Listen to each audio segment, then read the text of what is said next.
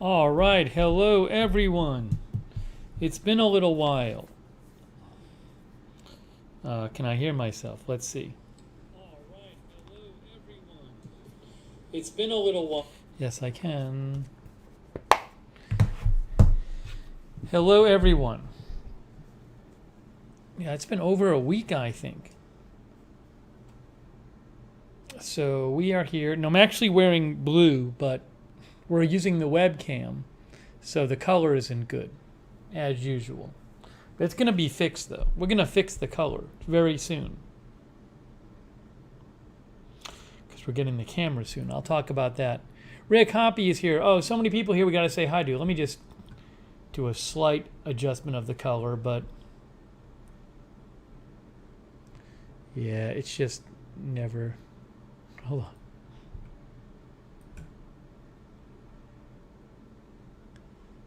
Probably a little better. Try that. It just doesn't. I mean, with the webcam, it just doesn't really. It's never that good. The color is not that good. But we'll have the other camera here. We'll have the other camera soon.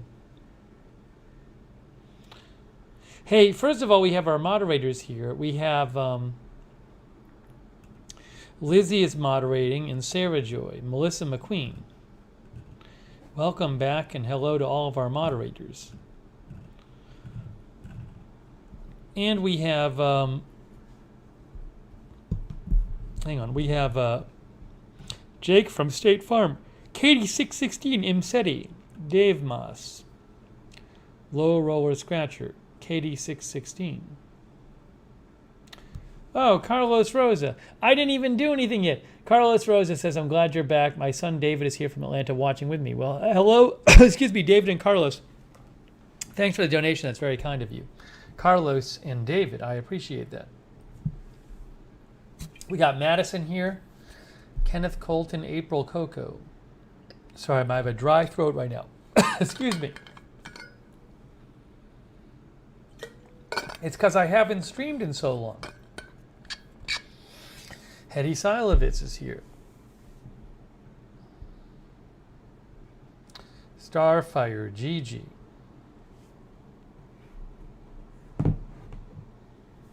Kimberly Barr. Rascally Rabbit. Cindy Jones. Barb Filer. Kim Hayes. Sunshine in Arizona. Sonic. Lithrone, Dolores Colbert, Ashley Queen 9 Reynolds, LNG, Lisa Remo, Binary Solo, Mississippi Girl, K Bati, John Gidry,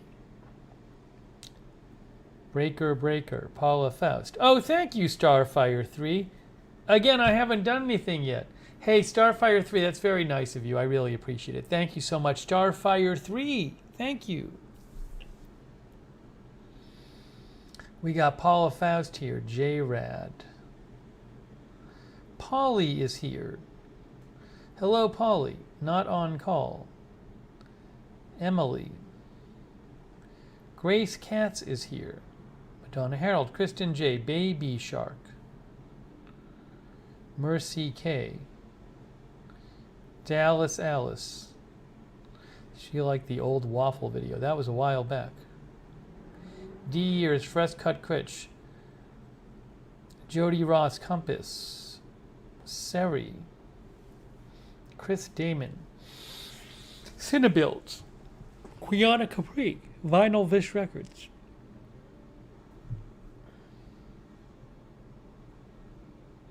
Bryce Saug, Jeff Ha, Tiff, Wendy Lincoln, John A. and Petey, Breaker, Sicilian, Russell Varmal, Jeff Curry,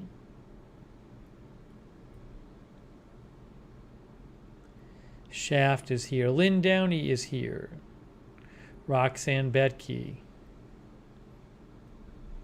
Ramanjit, oh, Arizona Jumper, thank you. Oh, I haven't even done anything. Thank you, Arizona Jumper. You are too kind. Thank you. And thank you, hey, Queen of the South, that's very kind of you. Queen of the South says something for your next stir fry stream. Thank you, Queen of the South. I still have to make scallops. Scallops. I think if I'm pronouncing it right. So that I have to remember. Maybe I'll do that in my next stir fry stream. But I definitely need to make scallops. Because I said I'd make them and I haven't made them yet. Hey, thanks, Queen of the South and Arizona Jumper. Very nice of you. Much appreciated. Thank you. Too nice of you.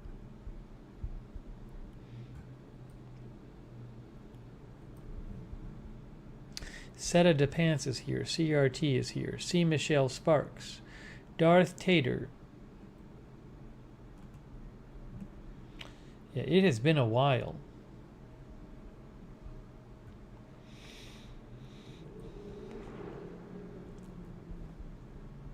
The last Lookner stream was October 3rd.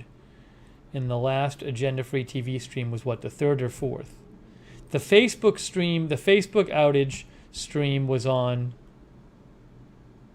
October 4th. That was the last stream I did, was October 4th. So it was 8 days ago. Buttergin is here. Go Blue in Ohio is here. Pippi Long is here.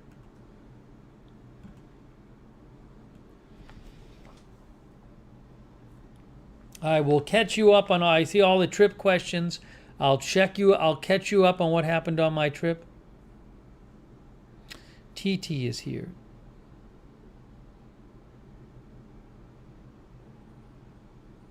Oh, John Gidry. Once again, I haven't even done anything yet. Thank you, John Gidry. So nice of you. Thanks, John. I appreciate that. Brutus says, long time no chat. Paul, I'm going to talk about my trip. Oh, Lynn Downey is in the hospital. Lynn, I hope you get out soon and feel better. Lynn Downey. She's in Iowa. Feel better, Lynn. Mr. Showtime is here. Paul K is here. Oh, Darth Tater. Thank you, Darth Tater. So kind of you. Darth Tater says, welcome back, Stephen Mutz. Thank you, Darth Tater. Much appreciated. You guys are too kind. Guerra is here. Paul K is here. Erica with a heart is here. Emily is here. Lou Hastings is here.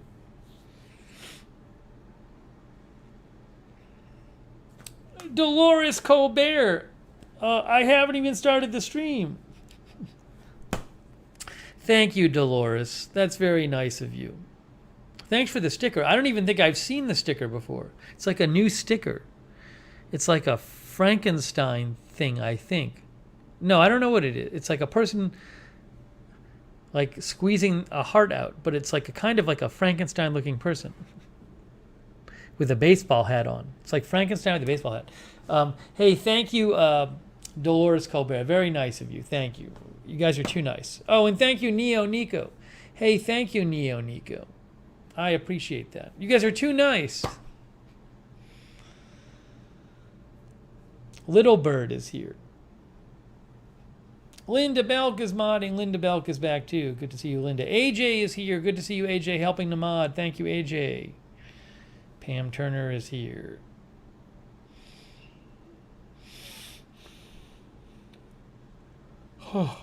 Cats Go Nuts is here.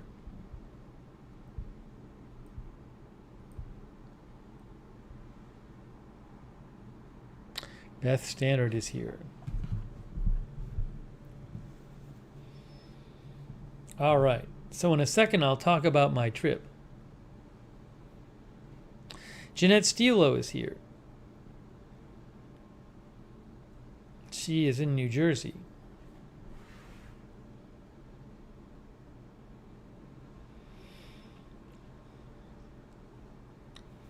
So we got a whole trip to discuss. Blue Bayou is here.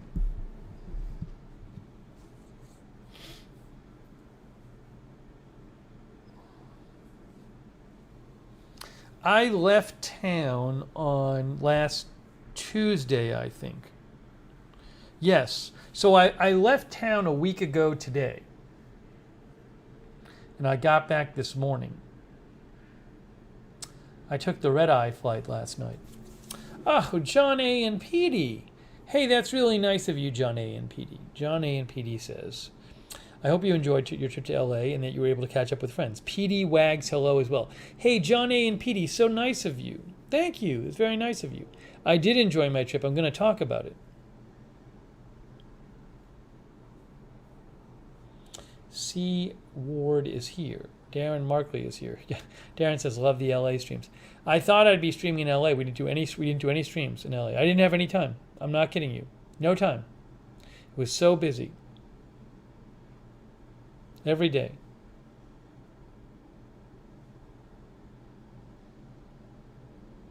Bob Messina is here. Marzell is here.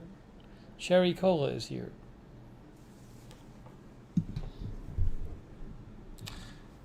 Darth Tater had shrimp and scallops at Japanese hibachi last weekend. I like Japanese hibachi places.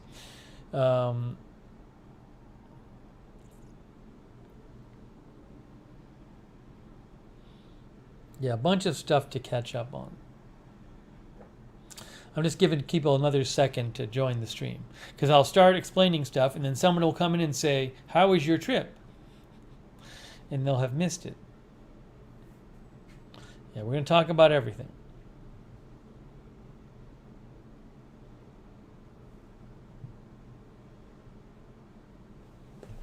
Kenneth ate a whole bucket of KFC?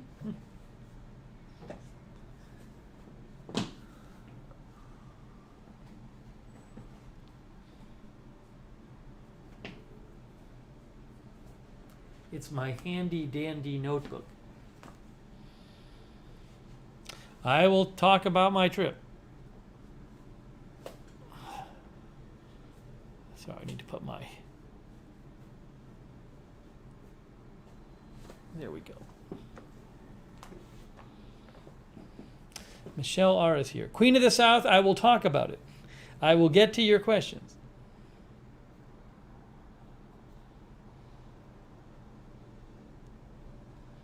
JD is here.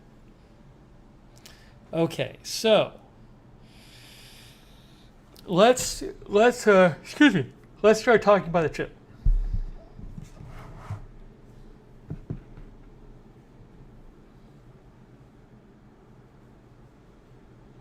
All right, so I was in Los Angeles. I left a week ago, and I got back this morning.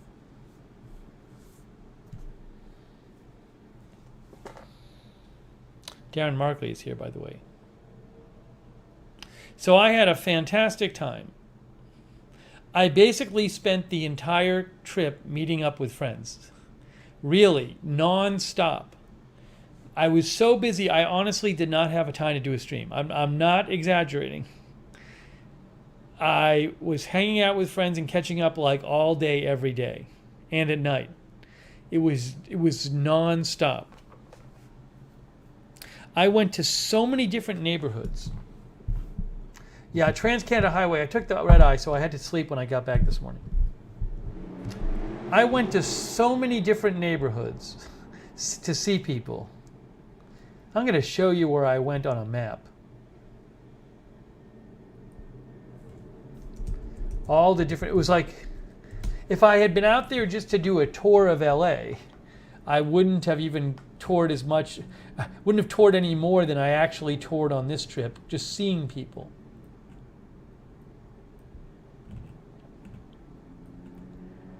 All right, so let me show you where I went. I'm going to get my pen out here and mark it up.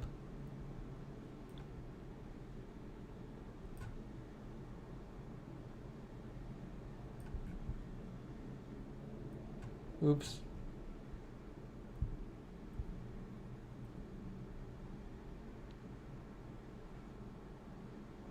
So I was at different times.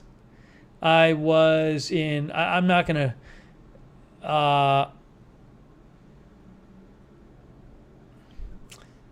like Silver Lake, which is up here, downtown. I was in Burbank. I was in Studio City, which I think is around here. I was in Coldwater Canyon. I was in Westwood, I was in Beverly Hills. I was in Westwood. I was in Venice, which is down here. I was in West LA, Culver City, which is down here.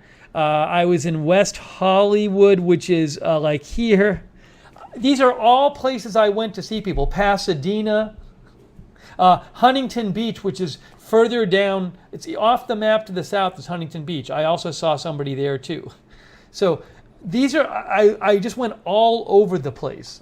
By the way, if just to give you a sense of distance, this is not close to each other. Like if you just look on Google Maps, the distance from like Pasadena to Santa Monica is like, it's 19 miles. That's not a mile. Oh, and Malibu. I forgot about Malibu. I was also in Malibu. Malibu's like out here. These are all places I went to see people. I was all over the place. I'll talk about the car. But really, like if the purpose of my trip had just been to see LA, Metro LA, I would have done a good job because I really was all over the place. Probably leaving some places out too.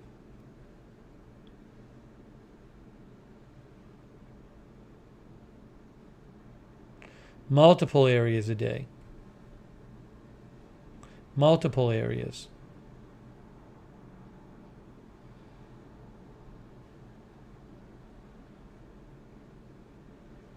Rick says, I'll bet you saw more neighborhoods than when you lived in LA.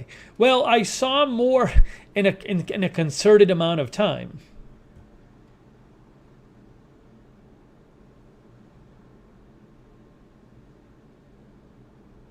Yeah, a lot of traffic there. I'll talk about that. So, but the first thing is I really just went all over the place. I went all over the place just to see people. It was every day, every single day. That's all I basically did when I was there. I just went and saw different people and caught up with people. Did I do everything I wanted to do? Well, it's pretty much what I wanted to do.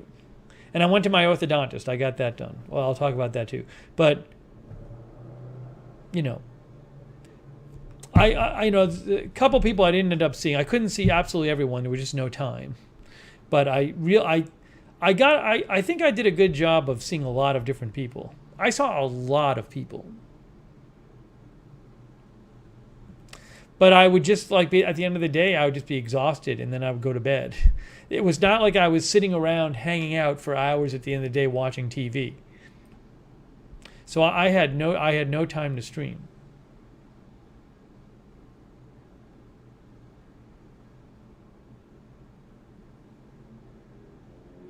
Yeah, LJ, the way it worked out, I don't know that there was anything so big news-wise that happened during the week that I would have definitely covered on Agenda Free TV.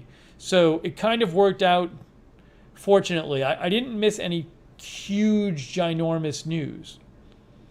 So if I had to go for a week and take a break, it was a good week to do it. But I really couldn't. I was so exhausted at the end of every day.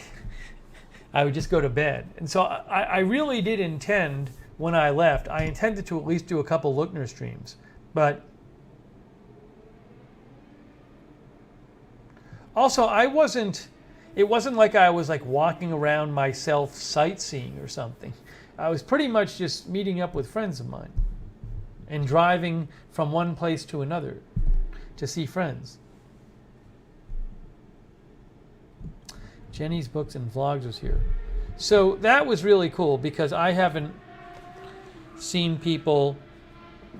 I hadn't been in LA and seen my LA friends for 5 years. And also I don't have old friends in Orlando. So it's the first time in years I've once in a while if I go, when I went back to Boston, I hung out with a couple of old friends. But for the most part, I don't have any old friends here, so Just really good to just catch up with people and to hang out. I wasn't even checking the news. How about that? I would get together with people. I wouldn't even be checking the news. First time in 3.5 years. First time in 3.5 years that I wasn't checking the news all the time.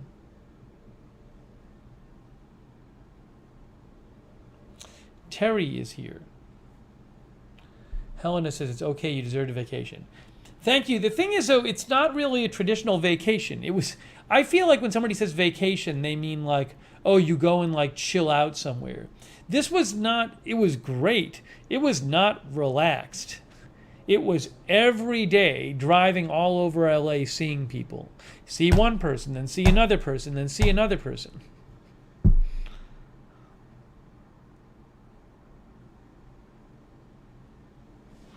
But it was really good.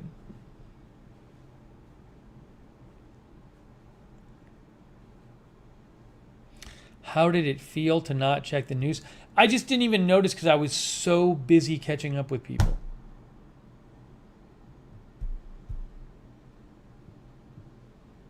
No, Helena, I can't really stay longer. I mean, a week I don't want to spend 2 weeks and not cover any news. So, I can always go back if I want. But that was the right amount of time.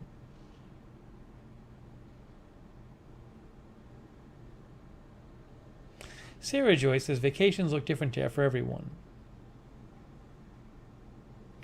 I don't know how I'd handle going somewhere to relax. I can't do that. The thing is, though, see, I'm not saying I would like go and just lie on a beach for a week, but this was certainly there's a thing of a vacation where you just kind of like go and you just like hang out. This was like almost like this was like a business. It wasn't a business trip in the sense that it was work, but it was like I just had to try to cram everybody in. There's all these people I really wanted to see, and it was like I had to be scheduling and stuff and driving, from this part of the city to this part of the city to this part of the city. Do I wish I lived there again? It'd be great to live there and be close to my friends. It's just too expensive. It's just way too expensive. I can't afford to live there. I'd love to live near my friends there. I can't afford to live there. The rent is too expensive and the state tax is really high. Go look up California state income tax. It's super high. So between the taxes and your gas is like $5 a gallon too in the LA area. It's just too expensive. I can't afford to live there. I'd consider living there if I could afford to live there.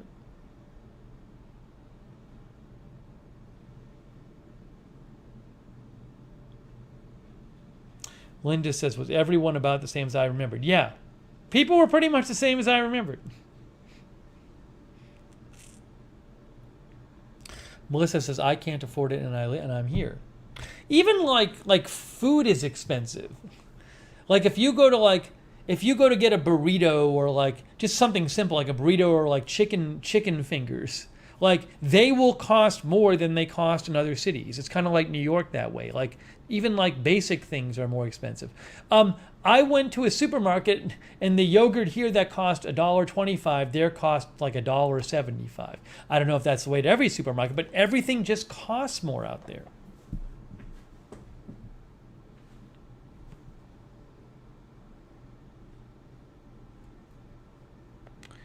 Tink says Washington is more expensive than LA. I don't know about that. Jenny Lassiter is here. So it was a lot of my friends are married and have kids. It was just really good to see everybody. I mean, I really miss that. A lot of my best friends are out there, so I really miss seeing them. But I can't afford to live there. A lot of my best friends are out there, and they are very, very wealthy, successful TV and movie writers, so they can afford to live out there. I cannot afford to live out there.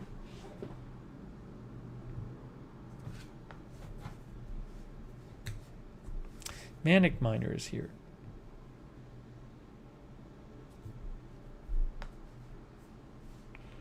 Lizzie says a crappy burrito at La Costa used to be $5 here. Now it's up to $8 or $9. Lizzie, are you in Southern California?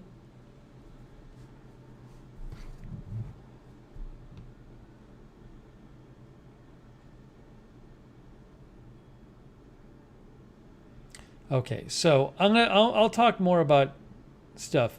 I saw I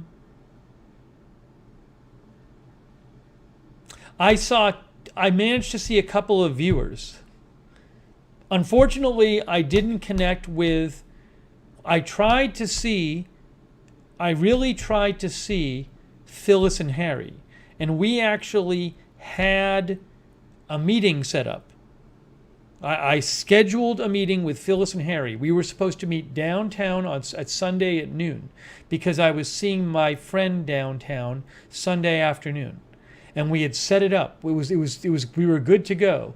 But then Phyllis was, I think, a little under the weather, and she couldn't make it out on Sunday. So unfortunately, that fell through. So I tried. Yeah, Sonic is here. Sonic says the viewers I saw did see me as well.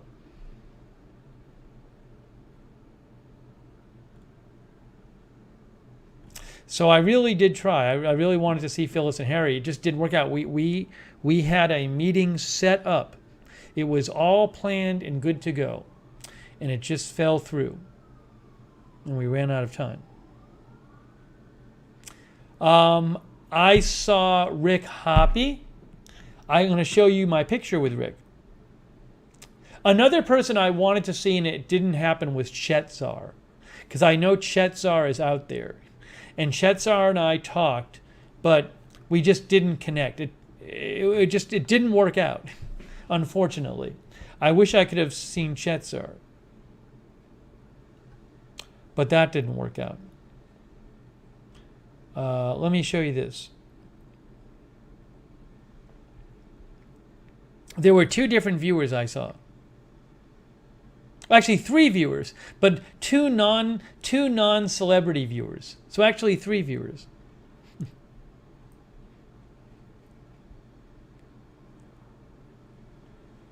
Hang on.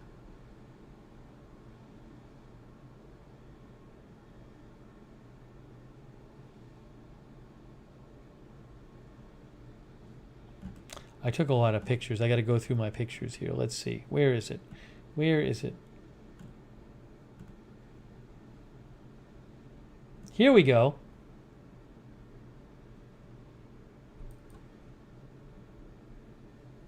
Hang on, folks.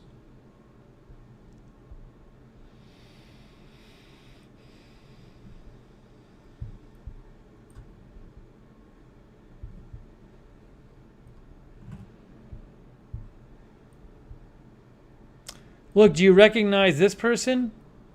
It's Rick Hoppe. I saw Rick Hoppe. There we are.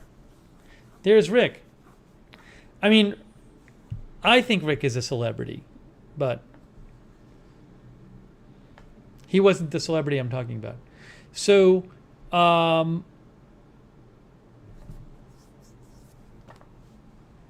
Rick I saw, and then Weston, who some of you are familiar with. Weston is a viewer, and Weston I saw as well. So Rick and Weston were the two viewers I managed to see, and then they were the two non-celebrity viewers.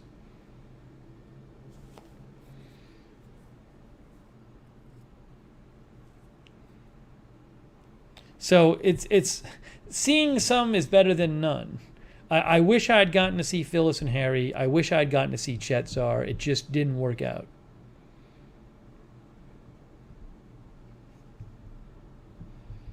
Rick I surprised in his driveway at midnight. I'm not kidding you. I surprised Rick in his driveway at midnight. I called out to him. Polly says you photoshopped Rick. So Rick and I were talking about meeting up, and then I kind of misread Rick's message to me. I read it wrong. So I was gonna meet Rick at his house and stop by and say hi. But I basically, Rick was teaching, and he was teaching at night, and I was going to go over there after he taught his class, but I kind of got the timing wrong, so I showed up before Rick was home. And I mean, when Rick got home, we were like messaging on Twitter. I didn't have like his phone number. So when he got home, and he got out of his car, I just called out to him from the dark street and surprised him. But what else can I do? It was like midnight too. It was dark and quiet at midnight, but we were both awake.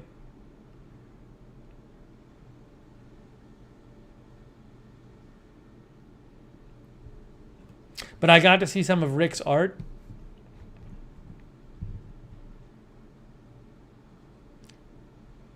And some of his art collection. Now, Southern Stitcher says that's how you get shot. Oh, well, Rick knew it was, once I said, hey, Rick knew it was me. Rick says, I was climbing out of my car. Hey, Rick.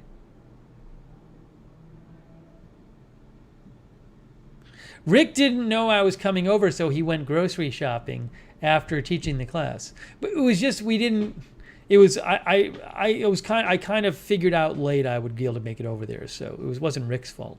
It was my fault. Rick showed me some of his homemade furniture. Rick is a talented furniture maker.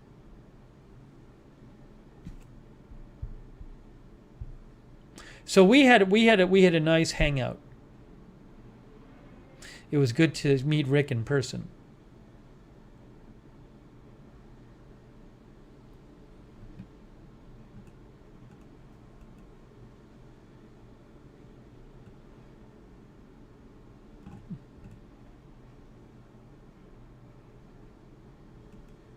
Rick, can I say what part of California you live in? I won't give your address. I don't want to say unless Rick gives me the okay, though. Canwell is here.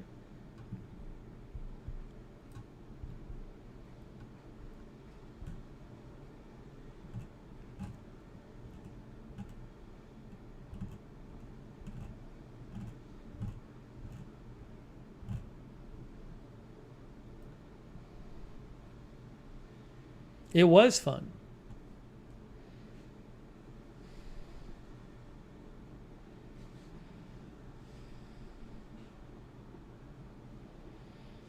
So Rick and Weston, I saw both of them.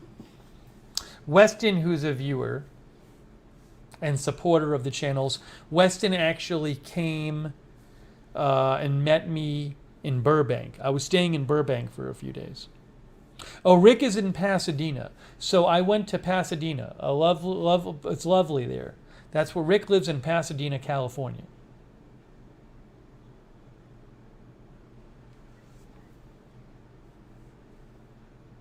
So it was great to be able to meet Rick in person.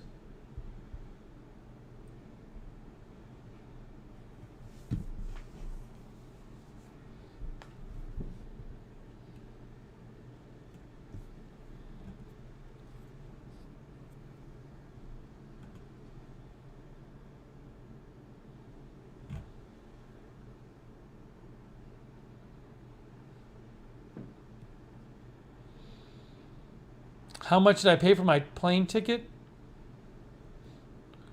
It was mostly points. It was very, very little because I use miles.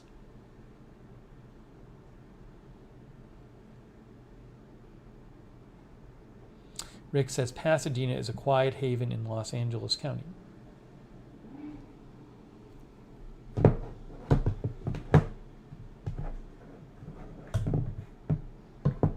Okay, so I saw Rick. That was really fun. And then, and I didn't even, bother streaming or anything. It was just late, and by the time we met, it was like late, and I really just didn't. I was so busy all week, I didn't really have time to stream. Jeff says he also makes furniture. Jeff Curry.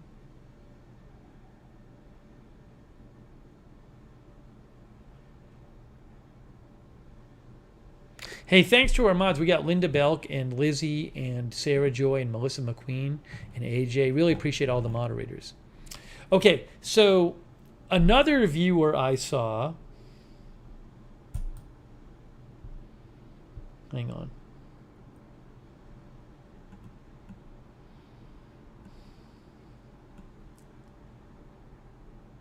I'm going to give you exclusive content right now.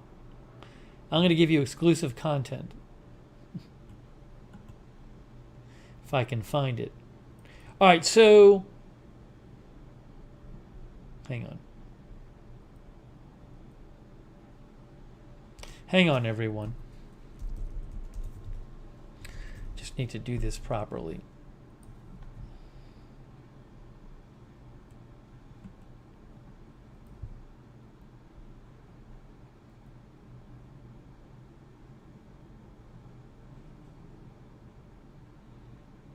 So, a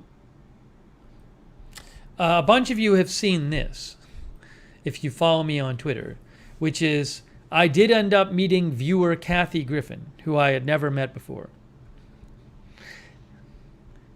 I did not know this was going to happen when I started planning my trip, but that ended up happening.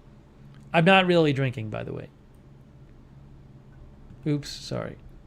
See if I can get this on the screen. So I'm showing you, a lot of you have seen this photo because I posted it on Twitter. There it is. But the exclusive content I'm going to show you, there's a second photo. Here's photo number 2. Let's see if I can show this. That's exclusive content. That's the second photo. I did not post that one on Twitter. Melissa says, I knew you weren't really drinking. So it was really nice. It was really nice to meet Kathy. And so what happened is,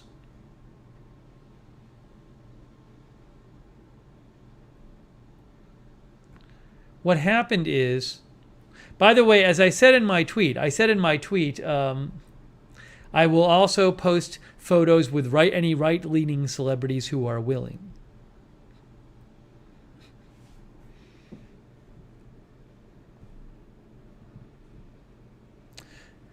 So what happened is when I was going out to LA, I just, Kathy has watched. She's a fan of Agenda Free TV. And she's been watching for a while. Once in a while, she goes in the chat, and she'll sometimes message me about stuff we cover. So she's a fan of the channel. And I'd exchanged a couple messages with her when I was in LA years ago. Like when I was over 20 years ago. I know at least once I was at her house, her earlier house, at a party. I just randomly ended up at a party at her house where it was like she was like throwing a big party and I was out with some people and we went over to the house. So anyways, and we know some people in common because I used to do TV writing. So I had messaged her with a little on Twitter, and I when I was going out there, I just said, well, I mean, she's recovering from, she had to like have half her lung, I think, taken out. So I said, I messaged her, I said, I know you're recovering and I know, you're busy. And I said, it so happens I'm going to be in LA.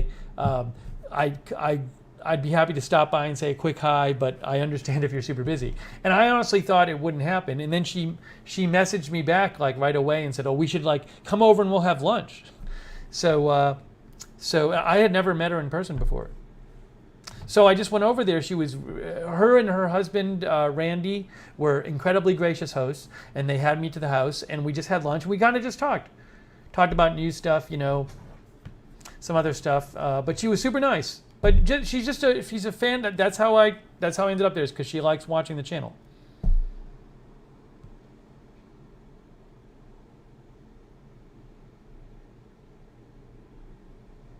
Yes, and she did. Emily said she helped the channel out. I told her that when I was there. I told her about how I think she got the problem solved of YouTube hiding the broadcast, because when I tweeted about it, she retweeted me.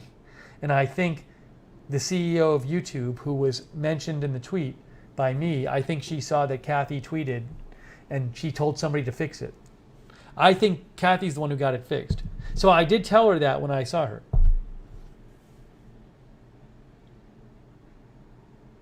Does she have an agenda-free TV t-shirt? I don't know if she does. If I had more time and then thought of it, I might have brought one for her, but I just didn't. It was just kind of last minute. But it was super fun. It was cool to meet her. And her husband was super nice too. So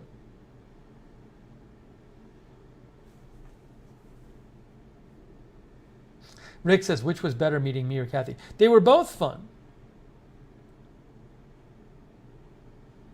Oh, she made fun of me because I didn't dress up. You know, I'm not a very dressy person, and I really focus on comfort over anything else.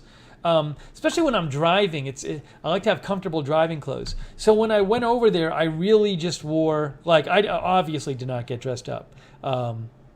But like, it was pretty non-dressed up. It was, if you can see it, I wore a t-shirt, which I always wear, and I wore like blue, just like workout shorts. Now, she wasn't offended, but she was joking about how I didn't get dressed up at all. I had like, I could have worn jeans. It would have just been, it was hot. It would have been uncomfortable for me. So I just went for comfort. Maybe I should have worn something a little nicer. I could have worn nicer shorts, but those are more uncomfortable too. So I wore my casual outfit.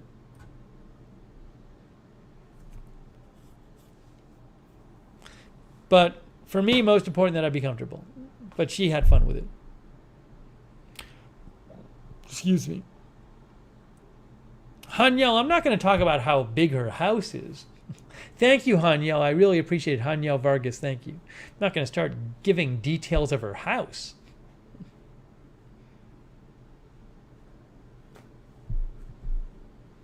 Yeah, she has very nice dogs.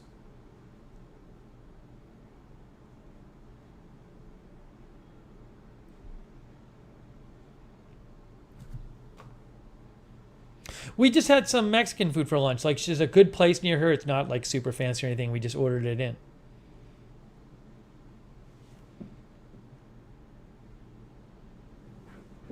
Rick said it was hot here until I left. The weather was great out there. The weather was great. I noticed it drier because I'm really used to it being humid in Florida, and I did notice that it was drier there.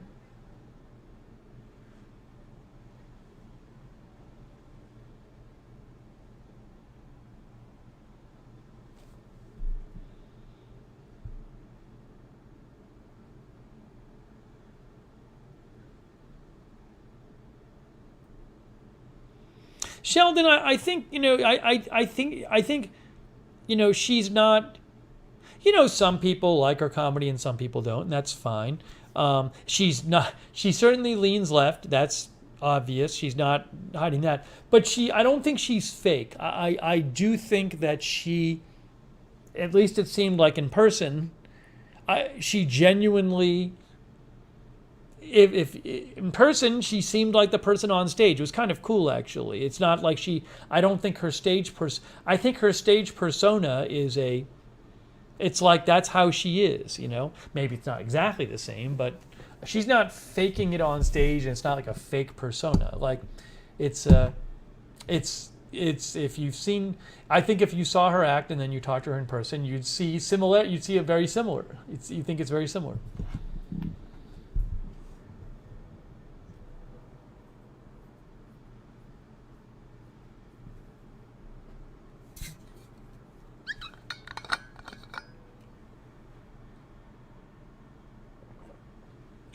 I should send her a shirt, John A. and PD. I should. The problem is I would need to get, I'd want to find out her size without asking her. Maybe I can see if I can. I don't have her husband's information, though.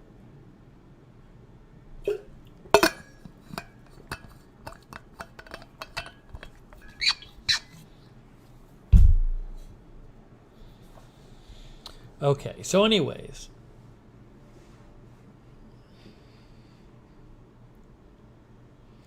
So I saw her and I saw Rick Hoppe and I saw our viewer Weston. I would show a photo of Weston, but I don't know that Weston wants me to show the photo. So I can't show the photo with Weston. Medium always works.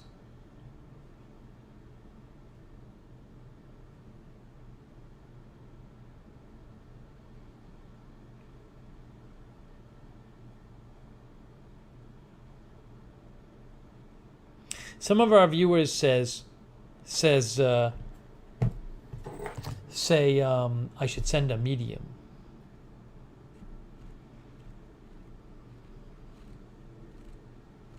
Hey, thank you, Timothy Glenn. I appreciate that, Timothy Glenn. Thank you.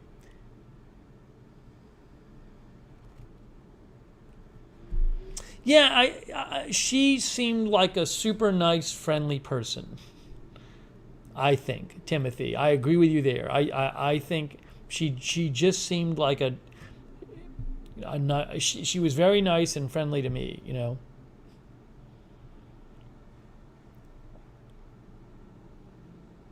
Thank you, Timothy. I appreciate that.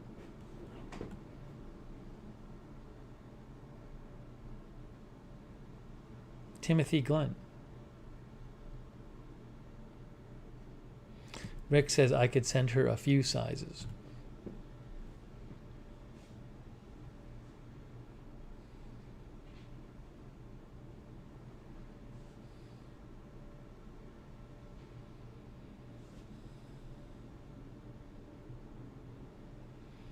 Hetty says I would say medium. I could send a medium and a large, you know.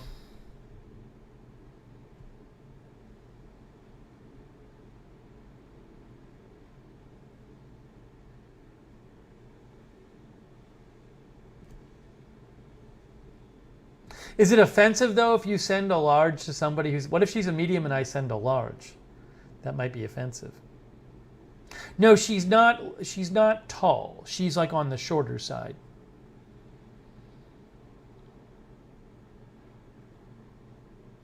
Her husband, I'd like to send one, but he's a tough fit, too, because he's taller. So I don't know what he would take. I can send them each one, and then, you know, what I could do is a mug. Oh, a mug. I could send them mugs. I could send them 2 mugs. How about that? I can send them 2 mugs. I'm going to send them 2 mugs. That's what I'm going to do. Because when you send the mugs, you can send a note with it. I'll send them 2 mugs. It's better than the shirt. The mugs is good. Mugs is better. I agree with you guys. That's easier. Perfect.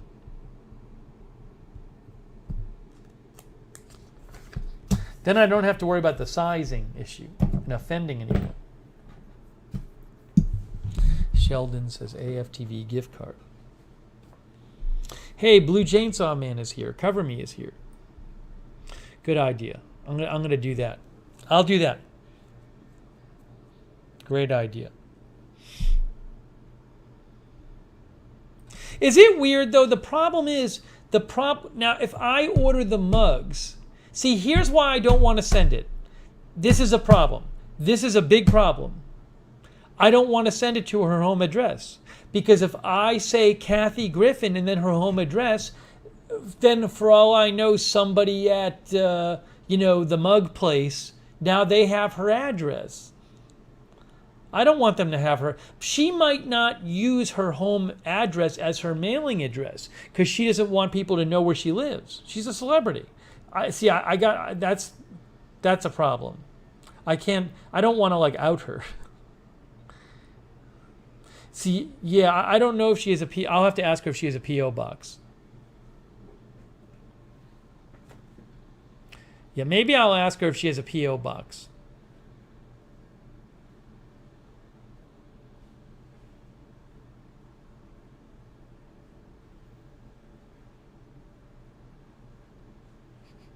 Just what I need is for me to dox her.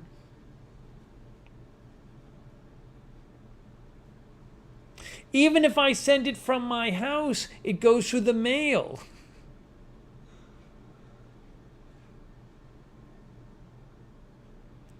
Yeah, I don't want to.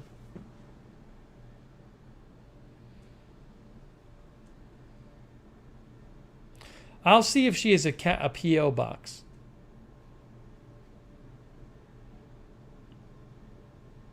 Hey, Rita's Reel is here. But I would not be surprised at all if she doesn't want her address getting out there.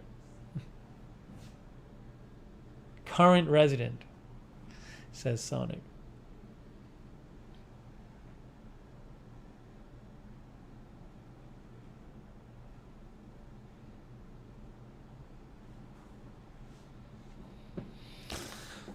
All right, so I can message her.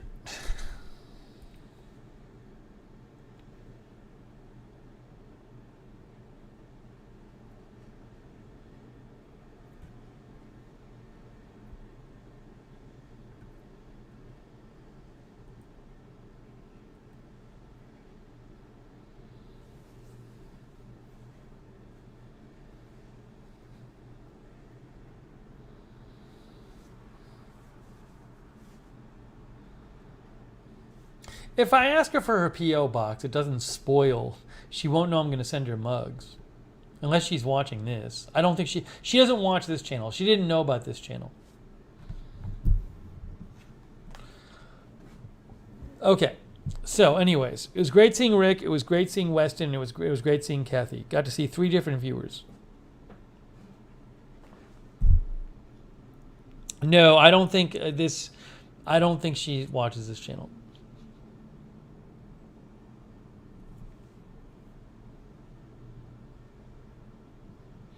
Lori is here.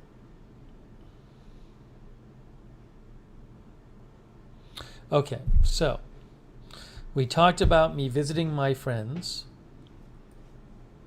how my trip was nonstop visiting my friends. I was all over Los Angeles, all over Metro Los Angeles, from Malibu to Pasadena, from Studio City to Huntington Beach.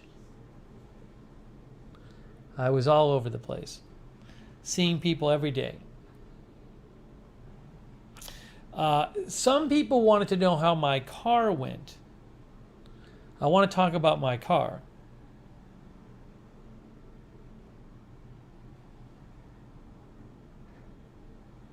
Hey, Mick Jen is here. Yeah, it was. I was so busy I had no time to stream. I'm not kidding you.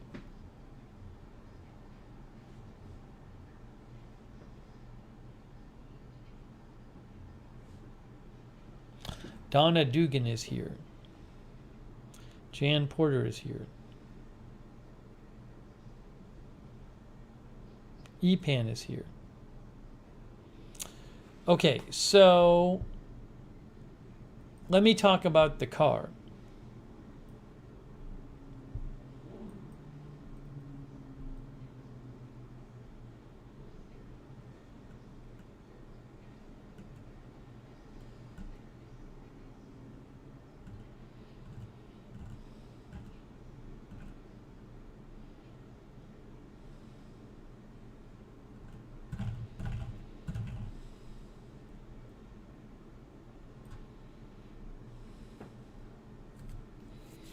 So, based on, I think you guys suggested this to me. I found out about this from you guys. Turo. I used Turo. I had a very interesting experience using Turo. Turo is like Airbnb of cars.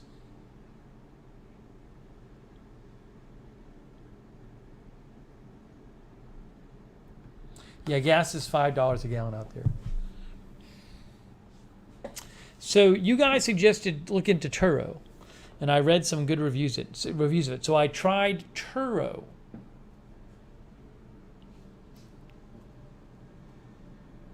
Now Turo is, in theory, what Turo is somebody like a person just says, I have this car or an extra car. I'm going to let people ride around in it.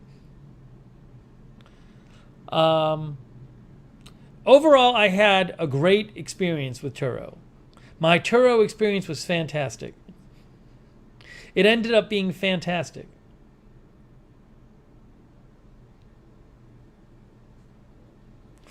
I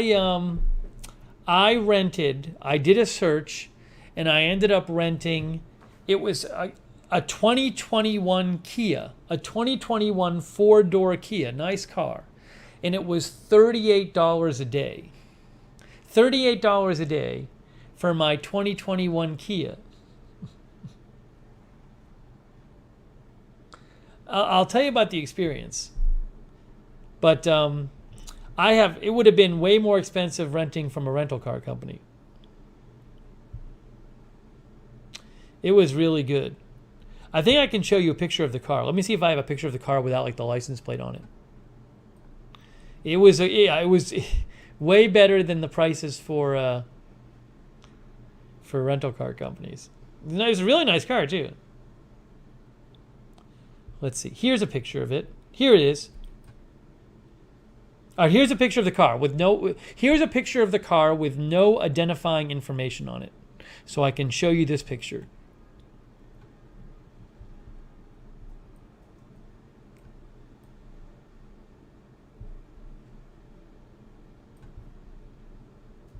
This is I took this picture of the car.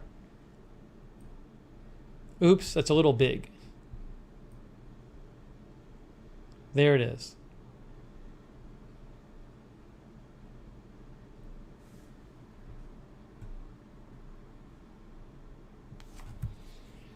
So, four-door Kia car.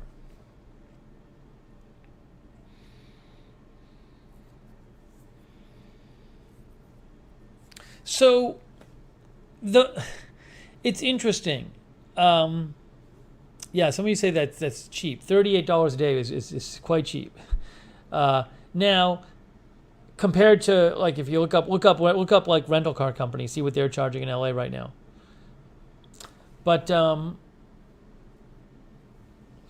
so what happened is I looked up on Turo to see what cars were available, and there was this one guy, this one Turo host, who I guess has about like 6 or 7 cars. And he had a lot of like good ratings. So, and he's the one that was offering this car. So it wasn't like one person with their own personal car. It was like it looked like somebody was making a business out of this, where they had bought like a bunch of cars. Okay. Helena says, "Did you meet the owner?" Well, this is what happened. So the person who was the person whose car it was, I'm not going to give their actual name, but car owner.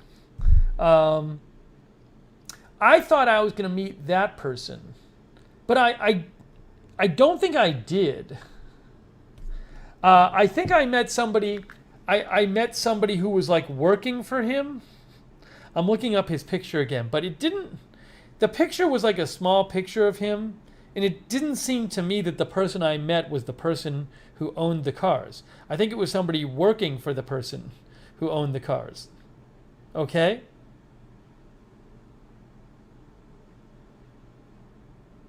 Hang on a second here. Because it doesn't... And then the person... So the person who dropped off... I get to the airport. My flight lands. While I'm on the tarmac, I message them, okay, my flight landed. And as soon as I pick up my bag, they say, let me know when you picked up bag. I message them when I pick up my bag from the baggage claim. And then like 5 minutes later, the car pulls up right outside the baggage claim. Right? And all I have to do is go out and pick it up. And they take a picture of your driver's license. But the guy who was driving the car wasn't the guy who runs the business, I guess. He was like, it sounded like he was a Russian guy. Initially it seemed like maybe his English wasn't that great, but I think his English was probably fine actually. So what I'm wondering, it seems like the person who owned this car is running some sort of Turo business, because they clearly own a number of cars. I don't know what the nature of this business is. Uh, it seemed to me like that's a really low price for this car. So I don't know why he's, if if it's a 2021 car, what's the business model of charging $38 a day? Maybe it's to get people to start using him more. I don't know. Anyways, but I'm not asking questions. I'm not asking questions. All I know is that the service was very good. They dropped the car off right after I picked up my bag, and then I met them at the airport. I pulled up to the departures at the airport, and I told them when I was going to be there, and then a couple minutes after I pulled up, they pulled up behind me, and the same guy got the car. It's a Kia car. The exact model is it's a Kia.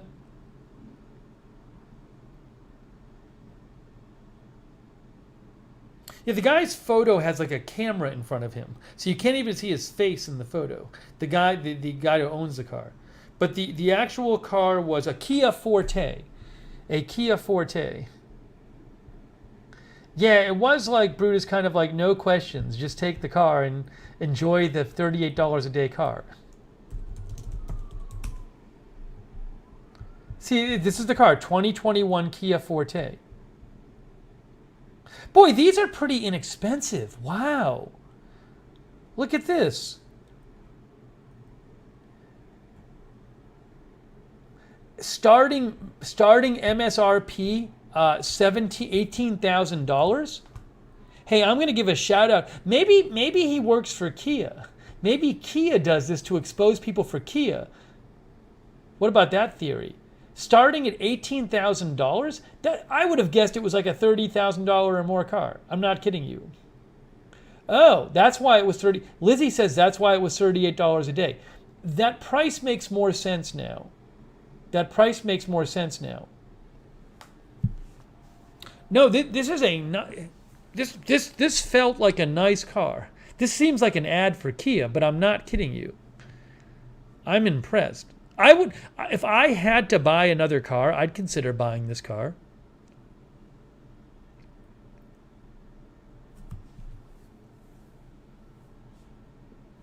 Pan has a Kia, loves mine. I test drove a Kia like 10 years ago when I thought I needed a new car, but I didn't. And I really liked it. I think I test drove an Optima. But the car drove well. Helena says, Kias are very affordable. I rented it for 7 days. Or 6 days, whatever, 6 or 7 days. Cindy Jones says, I used to have a Kia, not bad for the price. Also, it doesn't look like a cheap car. It actually looks like a $30,000 or more car. Happy Quail says, sometimes fleet cars are sold at the end of 1 to 3 years. It is a 2021. I don't know if it had been used before. Oh, it didn't have many miles on it. Also, it had a nice, now this might have been a higher end options model because it had a, you know what was great about this? It had a big screen, it had a big screen, display screen. And all I had to do is plug my phone in. I had a cable with me and I plugged my phone into the USB outlet, and then I got my maps from it has CarPlay. So I could do my maps on the screen. I could play my podcast while I was driving. I could make the phone calls if I had to, all through my phone. But I just literally, all I had to do was plug the phone into the car like I plug it into my own car, which is really cool actually. Because I was using the maps all the time when I was there. It was a standard. It wasn't a hybrid.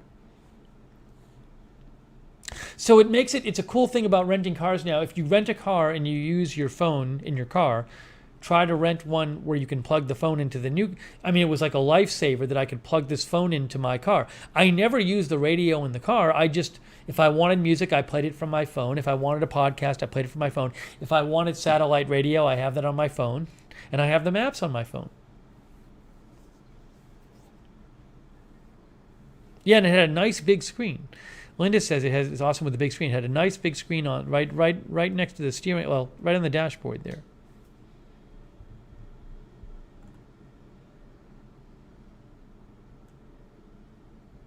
Starfire says, what about car insurance? I didn't need to get insurance with them because my insurer said that my current insurance covers the rental car. So I didn't have to get extra insurance.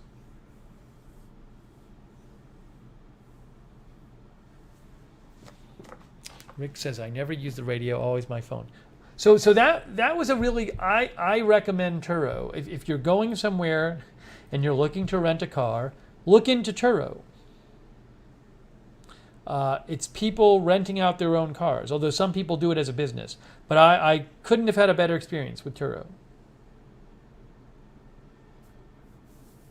And I got my Kia Forte 2021. And I didn't have to go anywhere. Like, I didn't have to go and take a bus over to the rental car place and then wait there. Literally, as soon as I got my bag, somebody drove up with this car.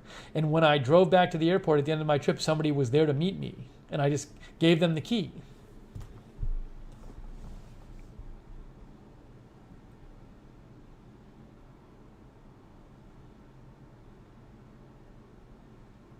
No, the picture I showed of the car didn't show any of the people involved.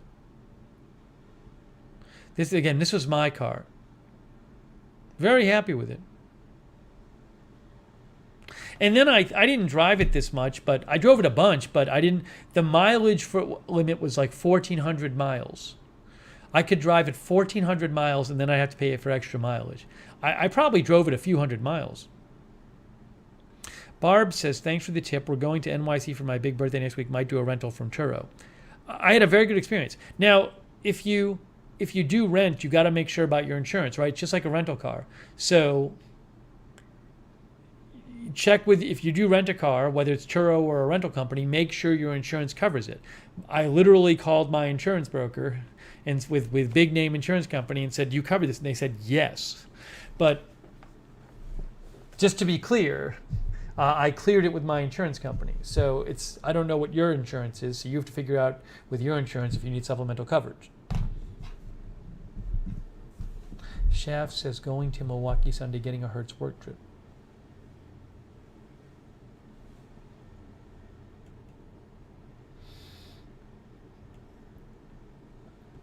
I wonder what the Kia Forte reviews are.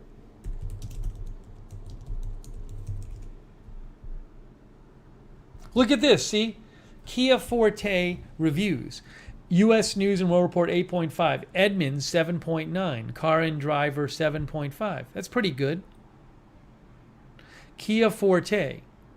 Edmunds. They give it a 7.9. Is it a good value? 9.0.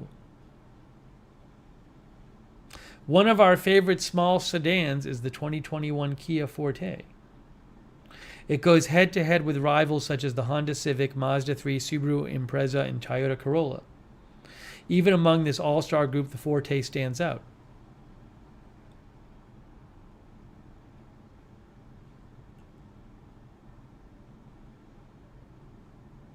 Anyways, there you go.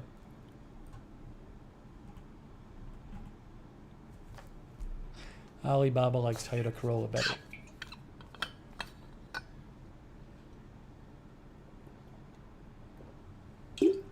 But it was so. Thank you guys.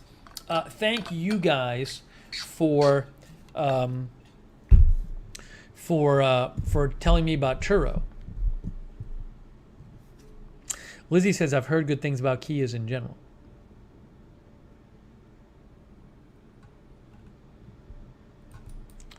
TT says, go to Consumer Reports.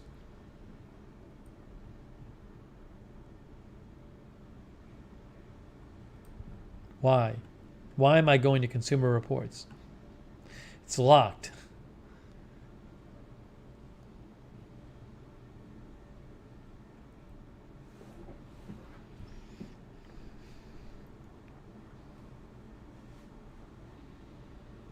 All right, so that was my car experience. But, you know, I definitely needed my own car. If I had been Ubering, it would have cost me so much money to Uber because I kept going from place to place, and it was all across town.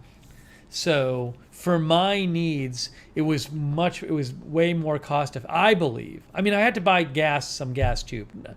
I think I filled it up like one time, but I think it would have been a lot more expensive taking Uber all around every day.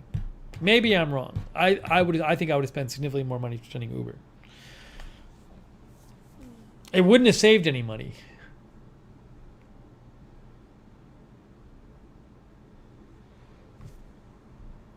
It would have been more. I would have been taking a bunch of, and then I would make stops in between. Like sometimes I might stop.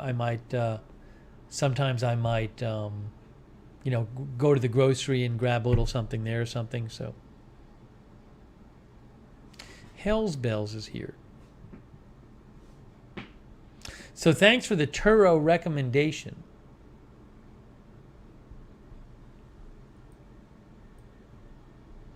Sonic says Uber ain't cheap, and I would have been taking Uber like all the way like across town, like to Malibu. Where did I stay? Says Linda. For the first 3 of the 6 nights, I stayed in a hotel which was perfectly fine in Burbank, because my mom had some free hotel points.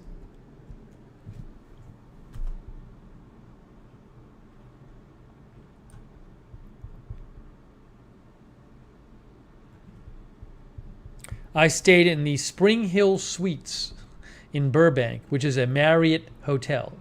It's not fancy. It's like 5 stories high or something. It's like a kind of a small businessy hotel. That's kind of what my room looked like, one of these like rooms like this. But I got the rooms for free. Hotel Cecil. I don't know what that is. Read is real. Here it is on Google Maps. It's right here. Oops.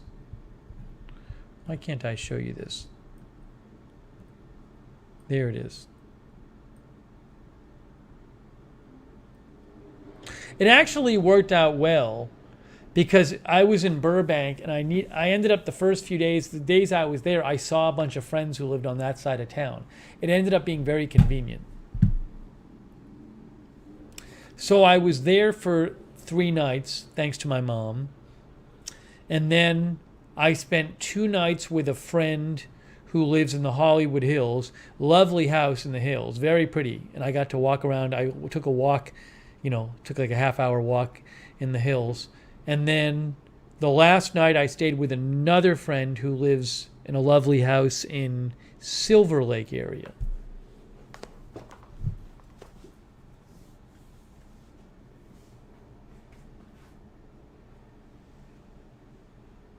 So that's where I stayed. It's really good staying with friends, though. The 2 different friends I stayed with, I really got to catch up with them.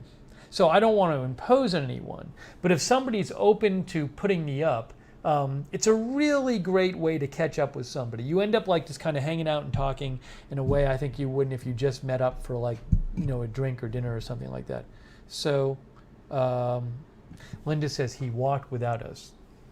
Sorry, it was a quick unplanned walk. So it was really good just catching up with the people.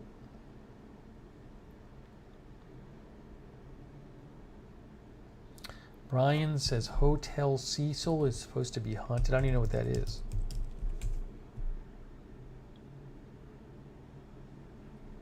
It's a budget hotel, says Wikipedia. The hotel has a checkered history with many suicides and deaths occurring there. Oh, is this downtown? It is currently closed, says Wikipedia.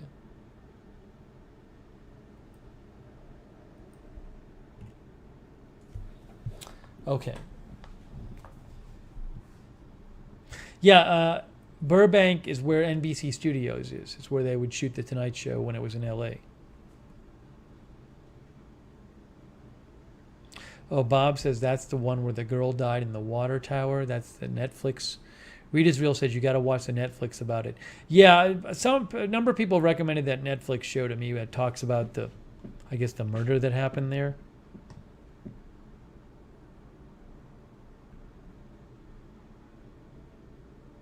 Okay, what did I want to mention? So that's where I stayed. I want to mention coming up this.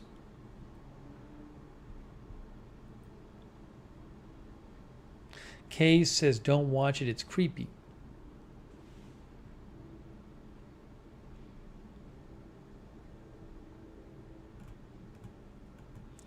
A couple people have asked about this, so I wanted to show it. Why is this?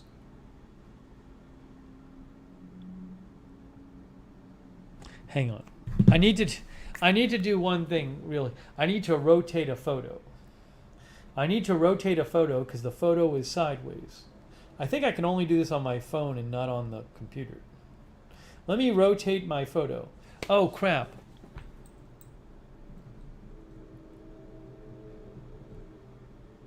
I just remembered somebody else. I have to send somebody. One of my friends asked if he could get a pop socket. So I got to send that out too.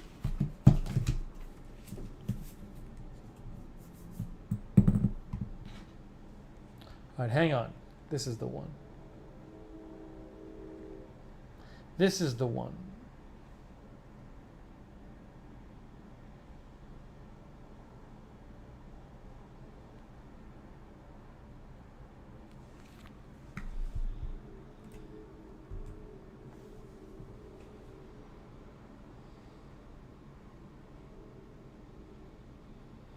Oh, Linda relocated her pop socket without having to use the new stickers. Stickers works great. Thanks to the little video. Yeah, Linda wanted to switch the position of her pop socket, which you can do. There's like videos out there on how to do it. Although with me, once I tried to do it with mine, it didn't really work well. So I ended up getting these cheap stickers that worked really well. If you ever so hold on. If you're trying to, you should be able to take off your pop socket and re-stick it on. But if you're like me and for some reason it just doesn't work, you can actually get these cool stickers that I'll show you. If I can find it.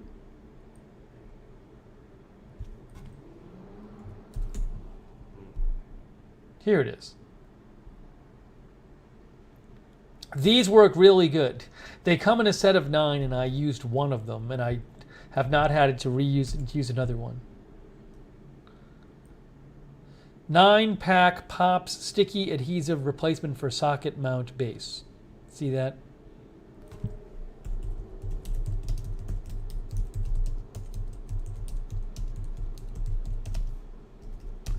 I just posted it. I just posted the link. As an Amazon associate, I earn from qualifying purchases. Reed Israel says, I love my pop socket, but I ended up getting a new case that's a wallet purse, so I don't have to carry my purse anymore. No. The phone case is a wallet?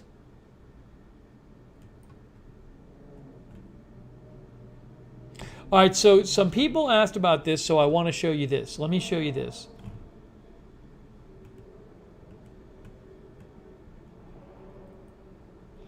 I got a number of questions about this.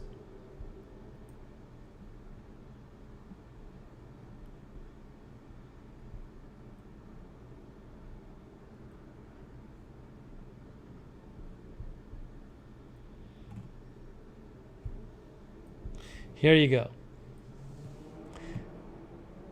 I did manage to get in and out. Lizzie says I've thrown out a few pop sockets in the past because they didn't stick anymore. Well, pop socket itself has a video showing you how to reattach them. But if the adhesive wears out, you should get those stickers because the stickers work great. I did make it to in and out, folks. When I visited my grad school at UCLA. I visited UCLA last Thursday to see a couple of my professors, my former professors. And I was super hungry. And I ended up parking right near the In-N-Out. And it worked out perfectly.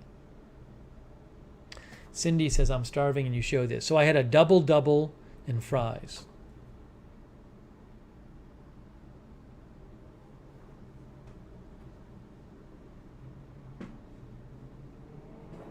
Yeah, the fries are great. It was good. It was really good. Here, I'll show you a picture of the actual. It's the one in Westwood. Ooh, I have. Look, I have a picture of the interior. Here's a picture of the interior. Hold on. There it is. There's the inside of it. It's funny, when I went there, you know, if you're not like in somewhere where there's In-N-Out seems like a big deal. So when I went over to the In-N-Out, I was like, oh, it's going to be like a line out the door. And then I walked in there and there was like 4 people. There was like 2 people in line. Because the people who live there can eat it whenever they want. Sonic, I don't get desserts these days. I like the shake. I like shakes, but I can't eat them anymore because of my diet. So that's the interior there, and then here is the no, that's parking space. That was a parking space I parked in to remember the actual space, and then this is this. Where's the exterior of it? I have a picture of the exterior. Right. Maybe I didn't take a picture of the exterior. I thought I did. Here, I'll show you. I have a picture of I can show you what it looks like.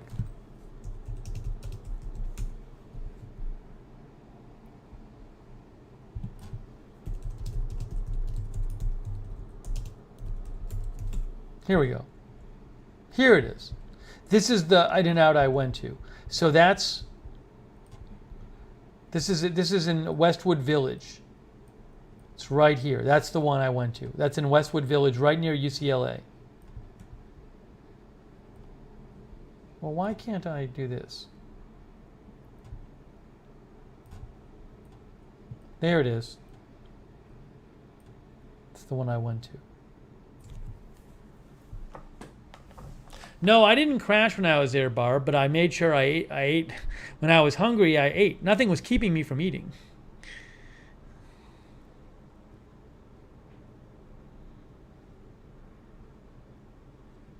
No, the loud guy was not there. I went to Chipotle tonight. The loud guy showed up as I was leaving. But I didn't see if he was loud or not because I was leaving.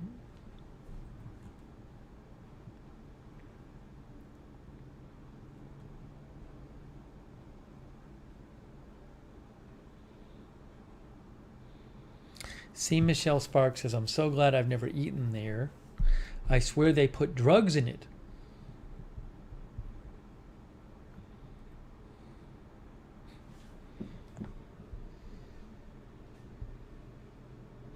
They had this thing at the In-N-Out where if you wanted to get like water or any other drink, it was touchless. So you would stick your finger in a, instead of a button, they had like an opening, and you'd stick your finger in the opening, or like they'd have like an area where it said like stick your finger here, and you'd put your finger there, and then the water would come out, but you didn't have to touch anything.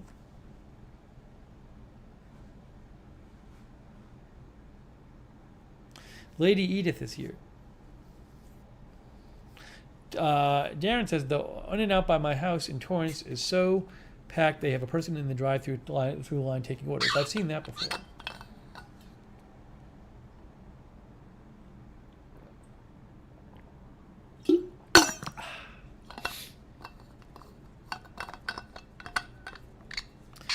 Motion sensor, says TT. Yeah, Browsehog, the mods are great. All right, so I did get to In-N-Out. To answer your question, if I did not crash in LA, why do you crash here? Because the crashing isn't random. The crashing is when I don't eat for several hours. I was totally in control of my schedule there. Here, if I'm on the air for news, I might not be able to go eat.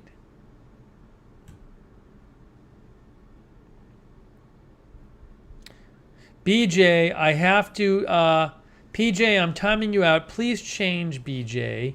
Please change BJ your screen name. We enjoy having you here, but you got to change your screen name. No, there were no earthquakes when I was there. There were no earthquakes. Rascally Rabbit says no great burger chains in Canada. We got to talk about Canada shortly. Barb Morris is here.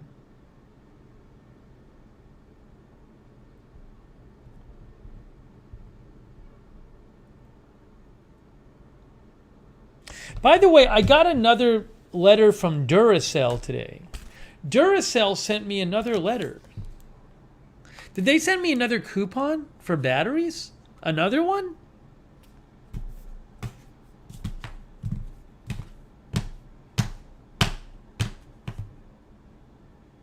Oh, this is going to be, I know what this is. No, I didn't see anyone from Right Side out there.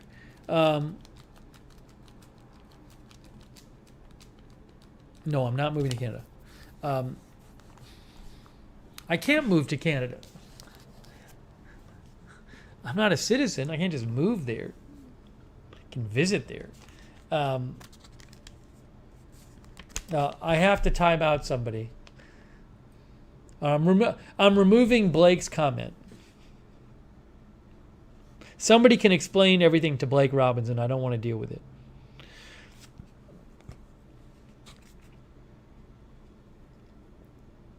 Okay, so remember what happened with Duracell is I bought a pack of batteries, of Duracell batteries from Amazon.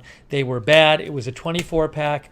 I wrote to Duracell. I said, these don't work. They said, how many have you tried? I said, 10. They said, well, we'll send you a coupon for 10. And then basically they did that. And then they said, let us know when the rest don't work. Well, I tried some of the others. They didn't work. And I just said the rest don't work. But in the meantime, they sent me a second coupon for 10. So by accident, they sent me 2 coupons for a 10 pack. Basically, it's a $10 coupon for a 10 pack, basically. But this is going to be for the remaining 14 ones. This is going to be the coupon for the remaining 14 bad batteries. I wonder how big a coupon this is going to be.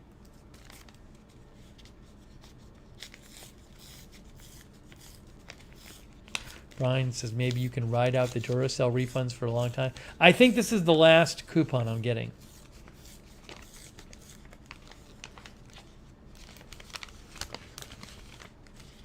All right, I have a coupon in my hand. How much will it be for? I'm not going to do a poll. Just say how much you think it'll be for. The other 2 were for any package of batteries up to $10. I think it'll be $15. I think it'll be any package of batteries up to $15. Jess says another 10. Everybody's saying 10. They think it's going to be the same coupon. I'm going to have so many batteries. Oric says $24. Shaft says $19.99. Some people think it's not going to be less than 10. Okay, here we go. On 3, I'm going to read this. On 3. 1, 2. Wow! $25. $25. Valid on 1 Duracell battery pack, any count up to $25. I just won the lottery. I mean, let's see, what does Target charge? I don't think I can find a battery pack that expensive. Oh, I can buy the fancy Duracells, probably. Like Duracell Ultra or whatever.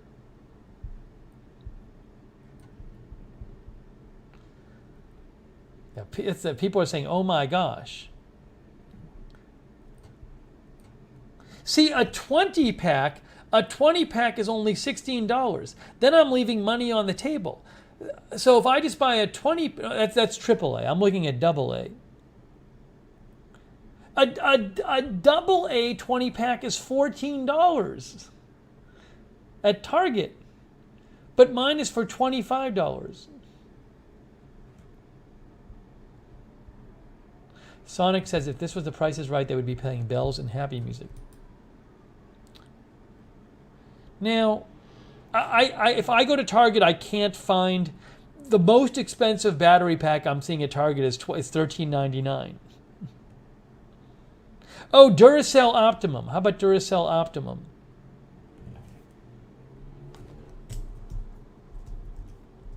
I assume this applies to Duracell Optimum. Yes, they have now sent me coupons for $45 worth of batteries. See, Duracell Optimum, I see they're more expensive, but there's like a 12 pack of Duracell Optimum is $12.99. I literally can't find an expensive enough package. The biggest package they sell of double A's at Target is like the 20 pack for $13.99. Yeah, you can only it's for one package of batteries. One Duracell battery pack, any count. What I could do though is it's more convenient to me to go to Publix because I'm in the Publix all the time. So what I could do is maybe the 20 pack at Publix costs like $20 compared to Target. But it doesn't matter to me because I have a $25 coupon.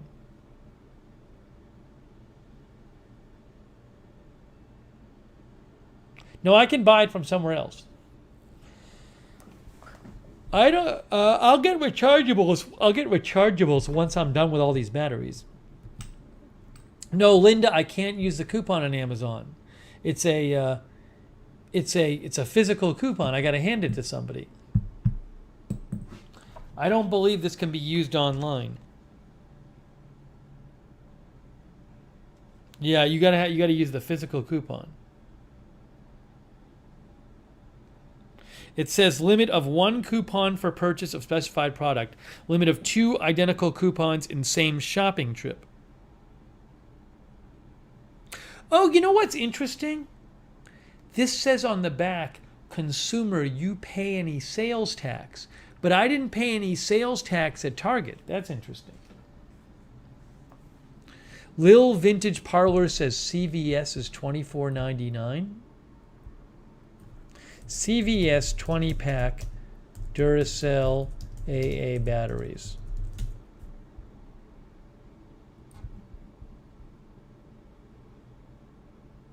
Yes, at CVS, 24 count.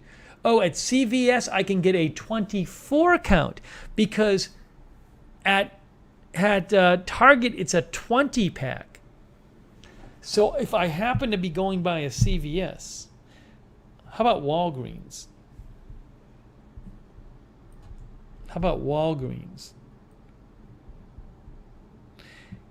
Hey Mac is here. Hello, Hey Mac.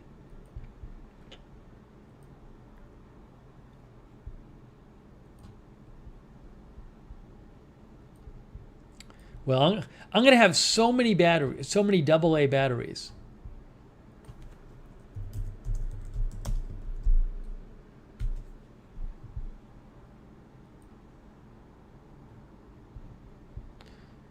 Walgreens has a 20, that's a 16 pack.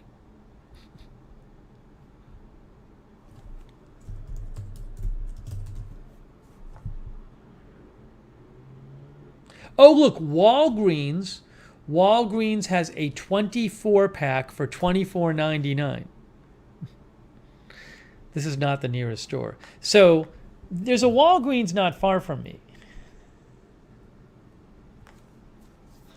So I could try to get a 24 pack. I have so many batteries now. John A. and PD says, I only buy the premium developed sub-brands of either Duracell or Energizer. I guess you'd buy the Duracell Optimum. Anyways, I'll probably just get a big package. Daisy says Costco's a 40 pack.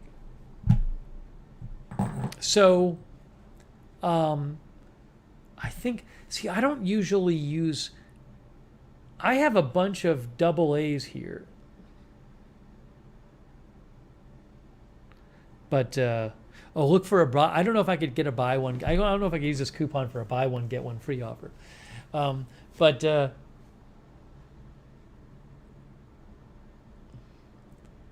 triple A's I don't use as much. The only thing I think I use triple A's for is like my TV remote. Anyways, well, so my Amazon, the original package from Amazon, the 24 pack cost me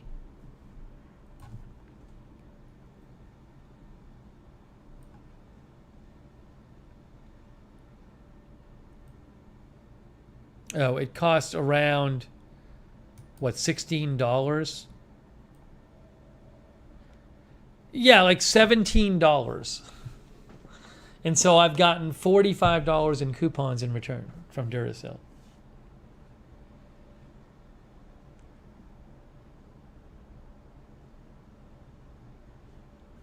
I think, Sonic, it might be illegal how many if I might have so many batteries, my apartment might be considered some kind of explosion hazard. No, but I use like in my computer mice, my trackballs, I use AA batteries. So I go through those fairly regularly.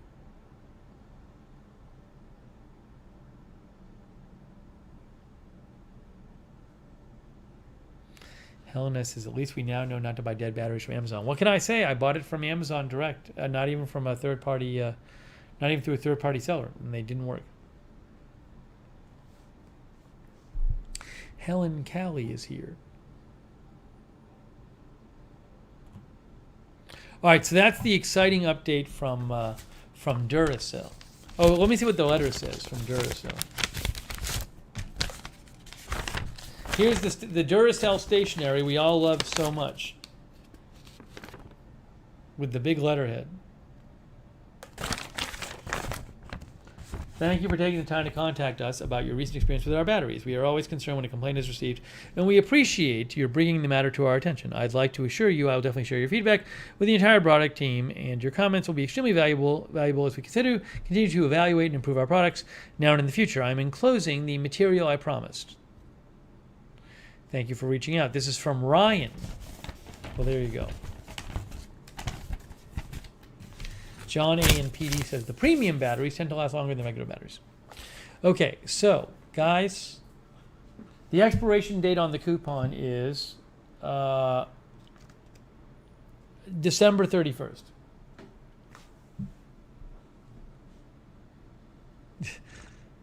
See, Michelle Sparks says the note says, Dear Steve, would you like any more batteries?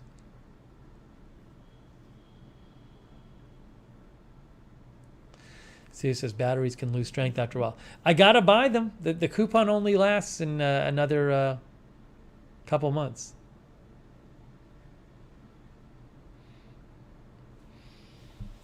All right. Now I'm wondering, like, should I get? I already have a bunch of AA batteries. Should I get some AAA? But I already have some AAA, and I don't use them much. The smart call is to get some AA's.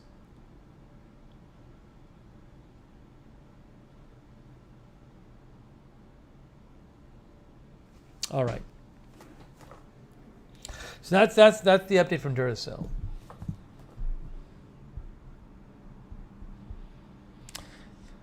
There's so much to cover because I've been away for a week. So much to cover.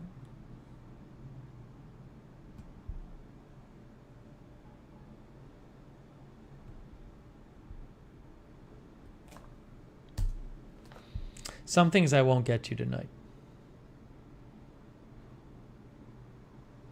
Oh, I got to show you this thing I got. I got to show you this note. This note I got. I got to see. I got to find the note.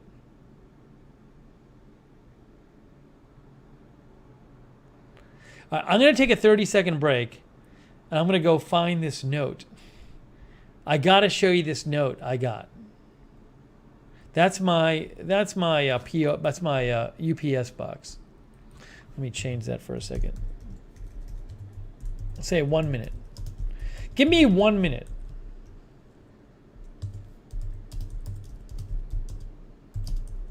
Okay? Give me 1 minute. I'm coming right back. Behave yourselves. Please behave yourselves, and we have some more stuff to go over.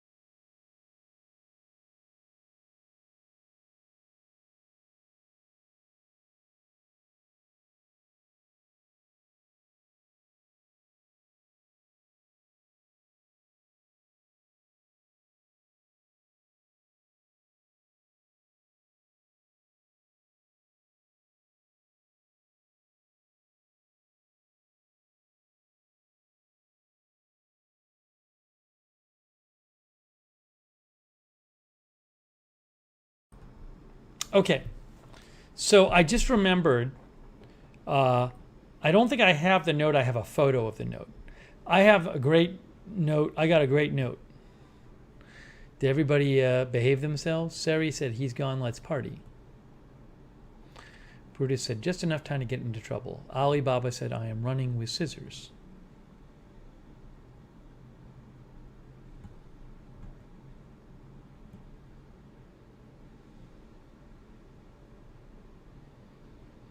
Kaylee N is here. Kelly Song is here.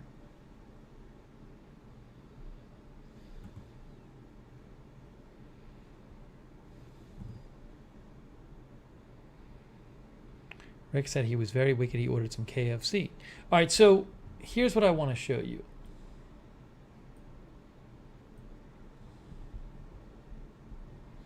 If I can find it here. Where is it here?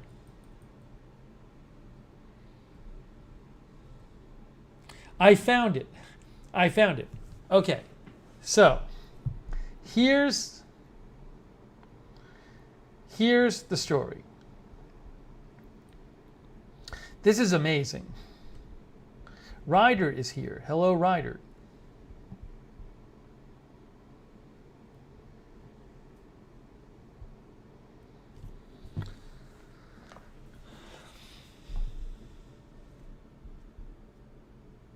Hang on. Let me do this the right way. I just have to get this ready before I can tell you the story. So I went to meet hang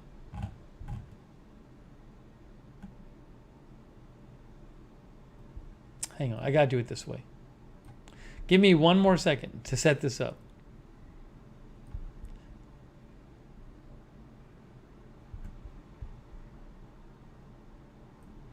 So,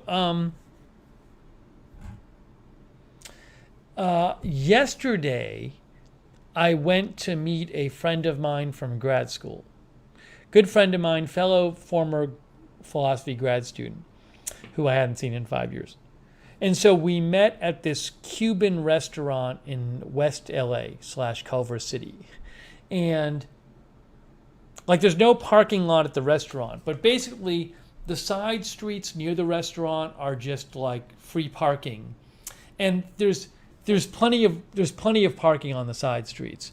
So I go down one of the side streets, and it's like the parking says, you can't park there on Friday from between like noon and 1 or whatever, but it's free parking the rest of the time. And there's like half of the spaces on the street are empty, right? Like, some side streets you go down, like it's free parking, but every space is taken. This is like half the spaces are empty on the street, okay? I actually documented this with photos. So I park, I go and I find a space on the street, and it's like no one parked around me, and I just park there. And I go to eat. And then I come back about an hour and a half later or so. And when I come back to my car, the parking situation on the street is the exact same. Like about half the spaces on the street are free. Like half the street is free as cars. And I notice, I'm going back to my car and I see something flapping around on my windshield. I'm like, did I get a ticket? Because I read the signs. And the sign said nothing about parking there today. And as I get closer, I can see it's not a ticket. And I'm thinking like, oh, I got like, somebody was like putting advertising flyers on the cars or something. But then I grab the piece of paper and I realize it's not an advertising flyer. Somebody has written me a note. Somebody has written me a note. So let me show you what the note said. I took a picture of the note. Okay? It's unbelievable. So, just to show you, this is the street. So before I show you the note, this is the street I parked on. Look, see all those empty spaces? That's all empty. Up here, empty. So as an example, all that's empty spaces. And there's plenty of other empty spaces on the street. There's lots of multiple empty spaces on the street, okay? Just to establish that. Now, here's what the note says. Oh, I have to move it up. Here's the note. Glad you enjoyed the free parking. Next time, please do not be a parking pig. Please do not be a parking pig and take up 2 spaces. Parking jobs like yours encourage neighbors to get no parking limits. So what the person's referring to about my supposedly being a parking pig is I parked between 2 driveways, which in theory could fit 2 cars. And I parked just in the middle of the space between the 2 driveways, right? But the thing is, half the street was empty. This is so crazy. And also it's on dog stationery. It's on dog stationery. But I literally showed you half the street was empty. There's all those spaces over there. It's somebody actually took the time to write this note and call me a parking pig. It's so crazy.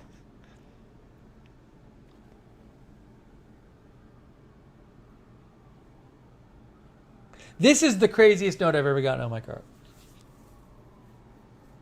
I mean, I feel like you gotta be really upset to leave a note on somebody's car. When I first opened it and saw it was a handwritten note, I was like, oh shit, oops, I said I swear. Did somebody run into my car?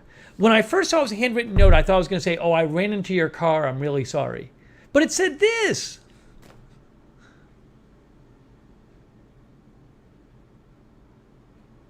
Just to show you how empty the street was, I took a second picture. I took a second photo with another angle of the street. So let me show you that.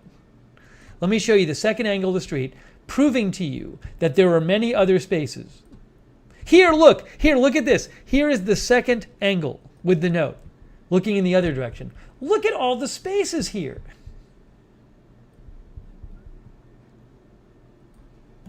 There's the note. Look at all the spaces.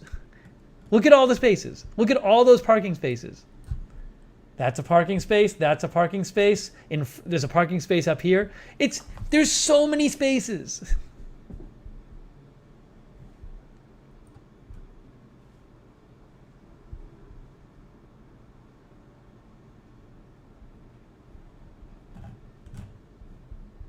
Also, it's so rude. It's such a rude note. Glad you enjoyed your free parking. Parking pig. I'm a parking pig now. Thank you, Hetty Silovitz. Thank you, Hetty. Hetty says, wow. It is wow. It's incredible. It's unbelievable. It is stunning. Hold on, I'm trying to show you the note. Let me go back to the note. Let me just go back to the note so I can show you again. This is a really crazy person. The person who left this note is a crazy, crazy person. And I don't know who they are. I don't know if they're old or young or, what is their deal. Also, I wasn't even gone that long. I couldn't have been gone longer than 2 hours. It's like they had to be eyeballing Mike. It's so crazy. Read is Real says the stationery says it all.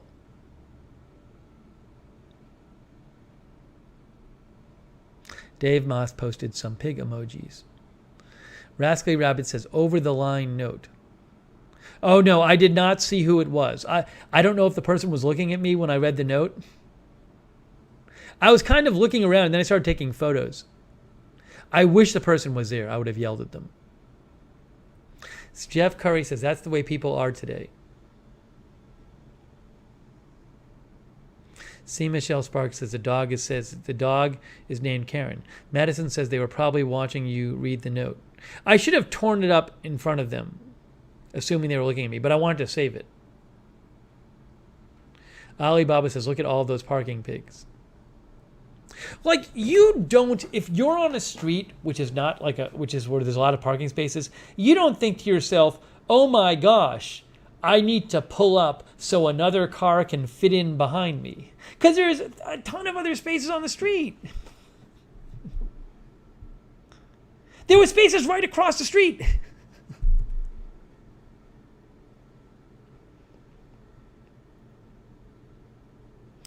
Brutus says, no one ever called me a parking pig. I feel empty inside.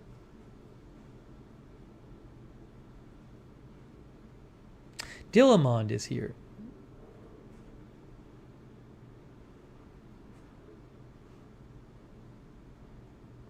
Kaylee N says that person has an issue. Anyways, this was so... Yeah, I could have visibly laughed out loud, as West Hawk said. It's just... It's unbelievable. It's unbelievable. I really wish the person had come up to me. No, zombie carrots, I'm not going to cover Blue Origin. It's the same flight as the last time, as far as I'm aware. So I am not space.com.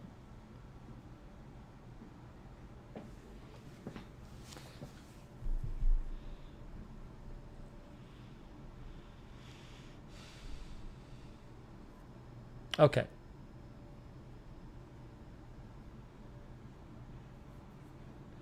Anointed Prayer says the person was on the parking space patrol. Helena thinks he or she was peeking through the curtains. Marla says, too bad I couldn't have directed them to the crazy person's channel.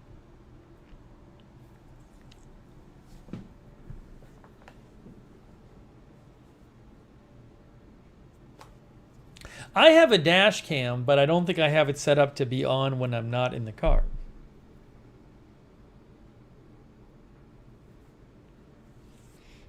Okay. Anyways, so I wanted to update you about that. So many updates tonight.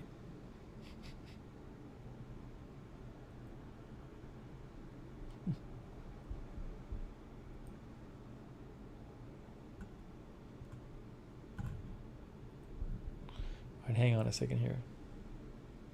Madison says, sorry you got called a parking pig. That is not nice.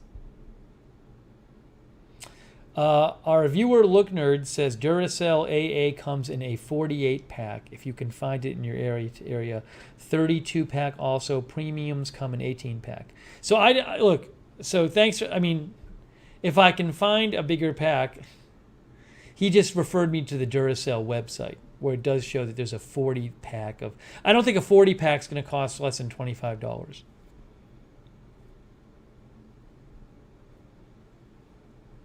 I'll look around. But as Lookner said on the Duracell website, in theory, there's all these different sizes of batteries. See, it says AA. It says 48 pack.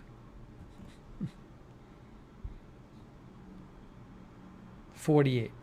I don't think that's going to cost $25 or less. Anyways.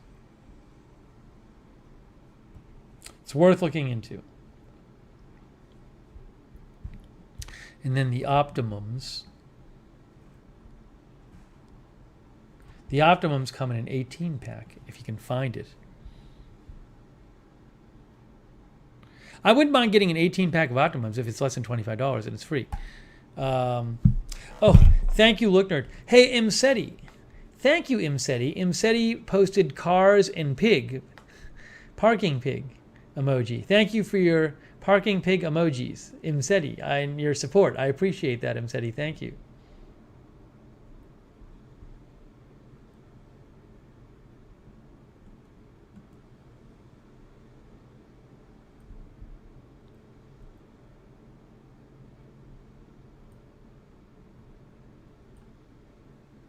Alex Duncan is here.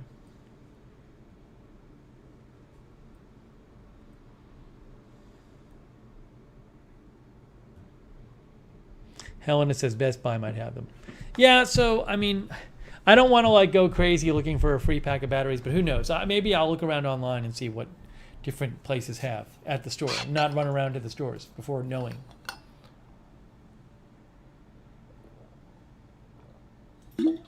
Okay, I have more updates to give you. It's so many updates tonight. We have so many updates happening.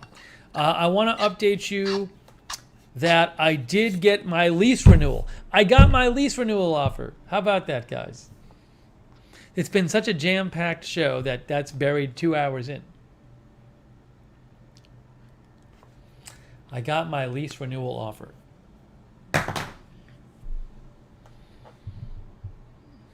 Oh, a t-shirt that says Parking Pig would be good, Madison. I agree. The building said that they finally were able to get lease renewals to people. They know it's really late.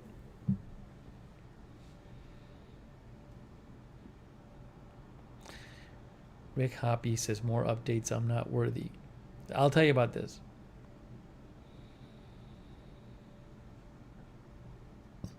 Rita's about right. Well, in theory. Let me explain what the renewal offer says.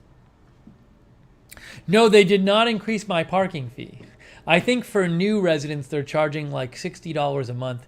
Ooh, I don't know. They might have increased my parking fee by $5 or something. But right now, they're saying they want me to pay $30 a month to park, which it might have been $25 before. So, and I haven't even asked about that yet. But if I do renew, I'll ask them about it. But they didn't. My fees are not what people would pay if they just moved in. All right. So here's the deal. They give you a renewal offer and they give you different prices for different number of months, anywhere from 7 to 14 months. Roughly speaking, for 13 or 14 months, the rent would go up by 5%, okay? And I haven't asked them if there's any negotiation room, okay? Which is remember, this apartment I got cheap because it was during the pandemic. So I know that they ask 5% more of what I'm paying now is still less than what they would be asking for this apartment if it was vacant. I know that because I can see what they're asking for this type of apartment on their site for vacant ones. Okay? So it's a little more than they said it was going to be, but it's not a crazy increase in rent. I would actually say it's a little annoying that it's 5%, but you could argue it's a fair increase in rent, given that the demand was low, and the discount price I got this unit at last year. It's not crazy. It's not crazy. And then the other terms are more, like the 7-month and the 8-month and stuff are more than the 13 and 14-month.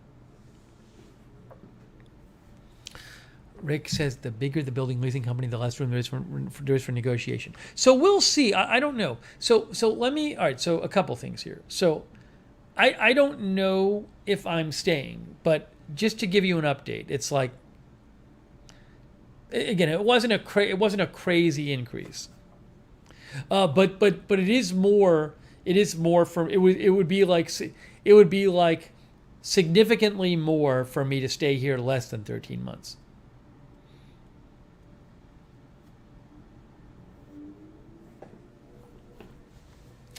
Low roller scratcher, buildings charge parking fees. That's what they do. It's a way for them to make money.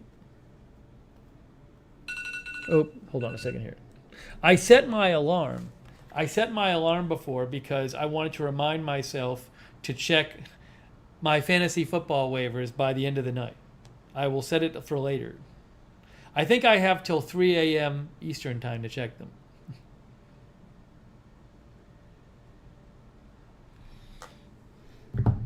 Warwick 3D says my rent went up 7%. All right, so how long do I have to decide? The letter said 10 days, but I spoke to the office and they said you can take a little longer than that. They know they gave it to us late.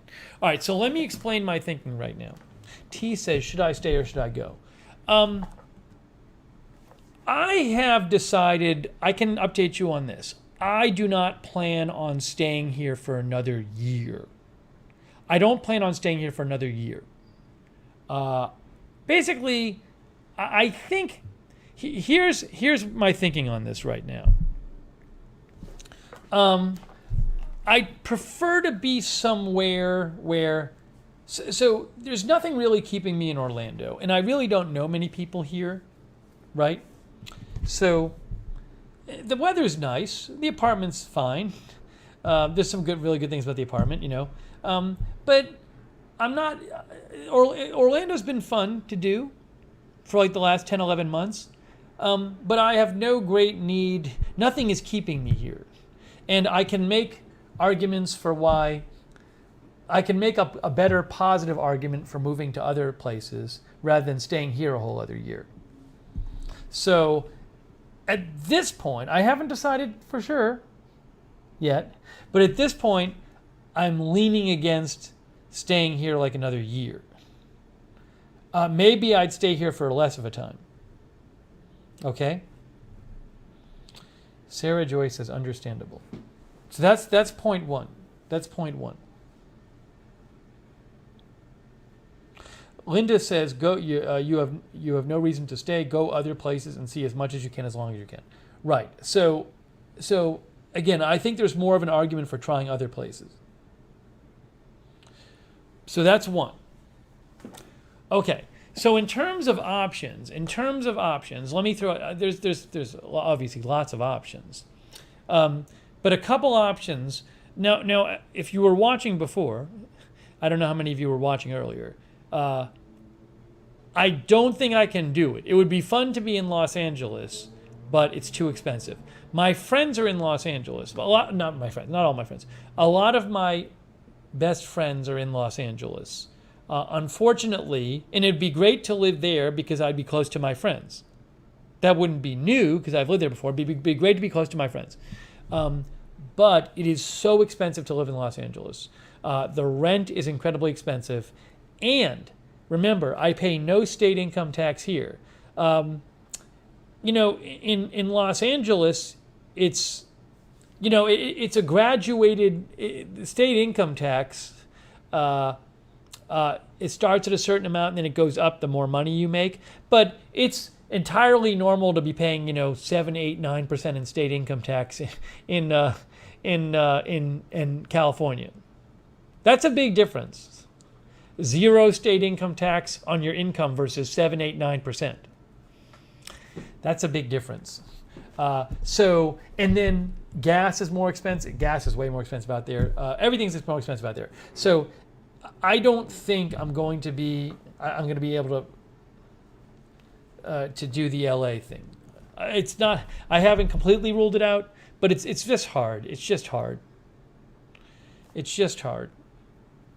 And then it's like, what are you getting for trying to get a cheaper place in LA or something? So. But it was great seeing my friends. I wish I could be near those friends because I love spending time with them. But my friends tend to be people who've worked in TV writing or movie writing a number of years and have the money to live out there. What about outside of LA? It's anywhere realistically close is too expensive. There's places further away, but I don't want to be driving an hour to go see my friends. Then I'll be missing news all the time. I don't like the idea of if I'm going to be there, I got to be pretty close to them. It just seems ridiculous to me to go there and be an hour away from my friends. I don't like that.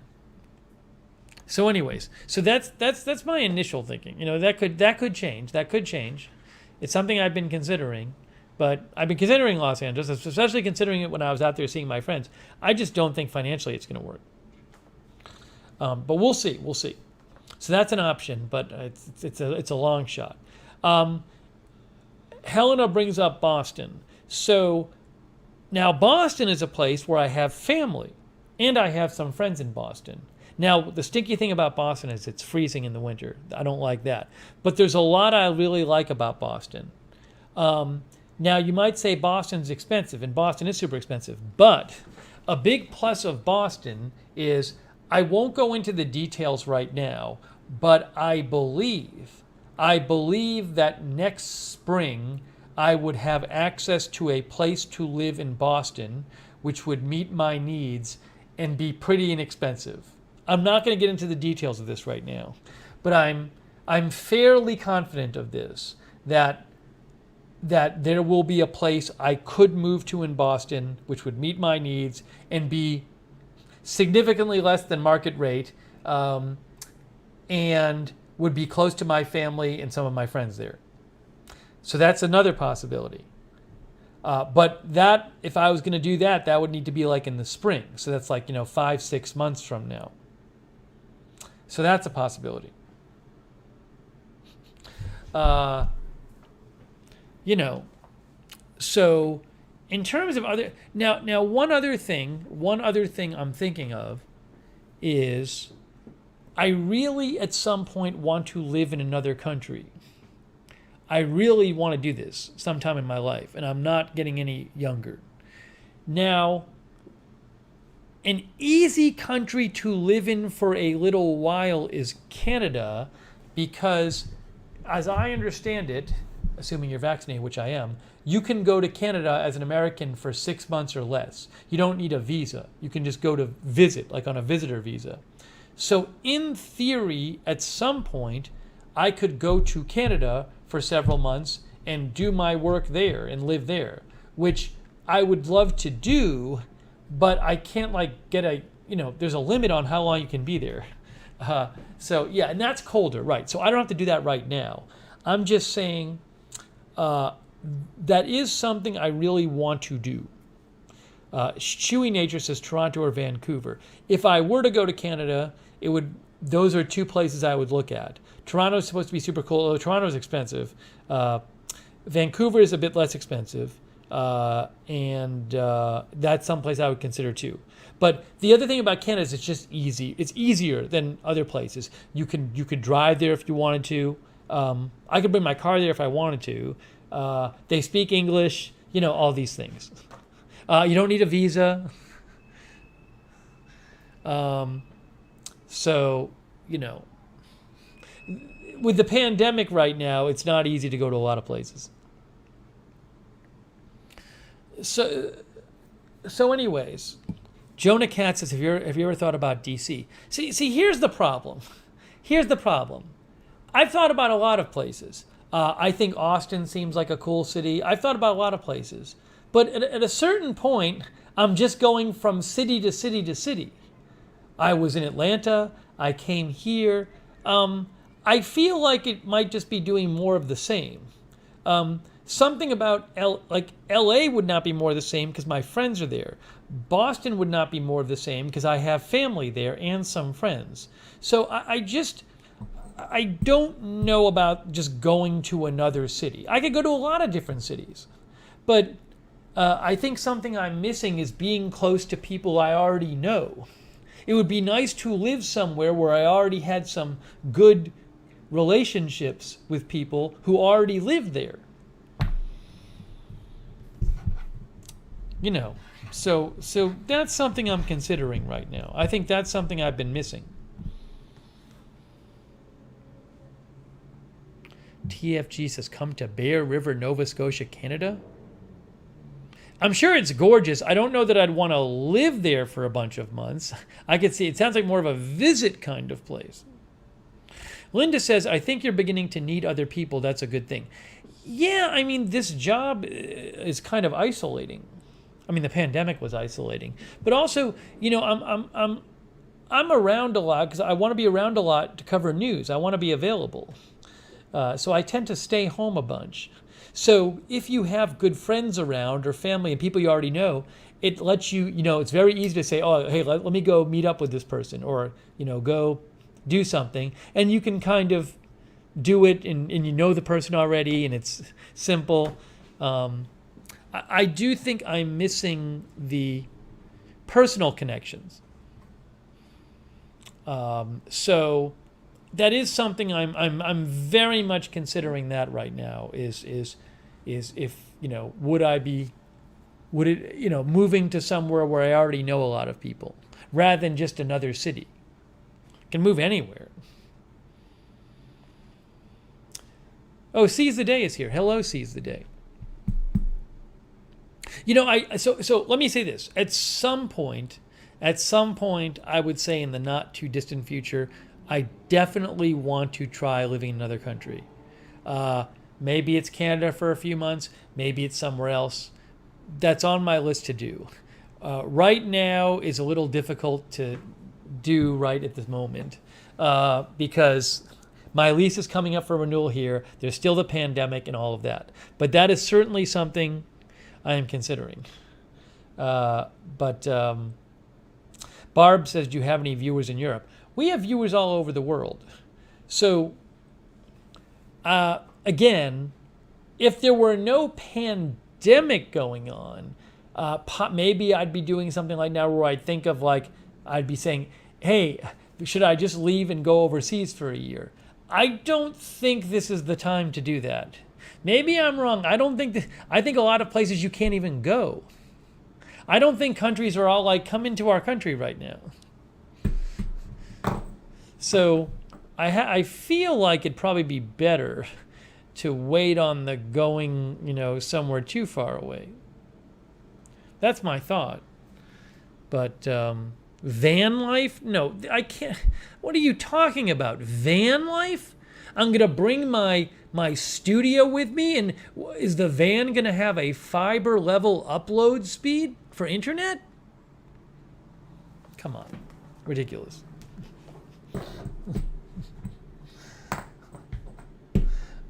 So would I consider Japan? I'd love to live in Japan, but it's like I can't just go pack up a suitcase and go to Japan. You know, anywhere I go, I have to get a place. First of all, they have to allow me in. Then I have to get whatever documentation I need. And then I have to get a place. And then I have to get the internet connection. And then I have to get the equipment. I can't bring my computers to Japan and my green screen and all the other stuff. You know, it's a big deal to go somewhere, to go somewhere overseas, especially where the language is different. But with pandemic stuff, I think it just makes it a lot more difficult. It doesn't feel like the time to do that to me right now. But if I did do that, the way to do it would be to know someone in the area. I'm guessing if I do ever go to another country, it will be somewhere where I know somebody. Maybe it's a viewer even, but I would need some local to help me out. Louise says maybe another apartment in Orlando. Louise, have you been listening to what I was saying? I just explained.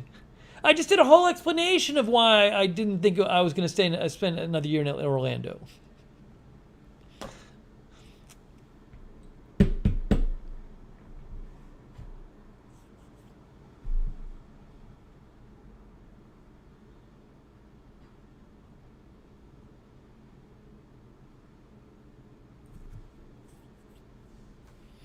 Rita Israel says, the idea of moving internationally during the pandemic makes my anxiety shoot through the roof. And it depends on the country, but a bunch of countries you can't even go into.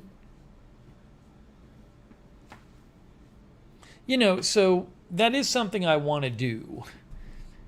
But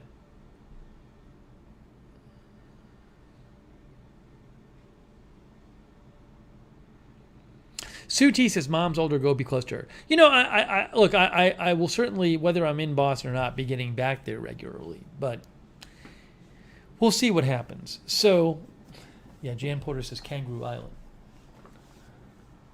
If money weren't an object, what would be my first choice? If money weren't an object, I'd probably just go for like 2 months and live in 6 different cities during the year.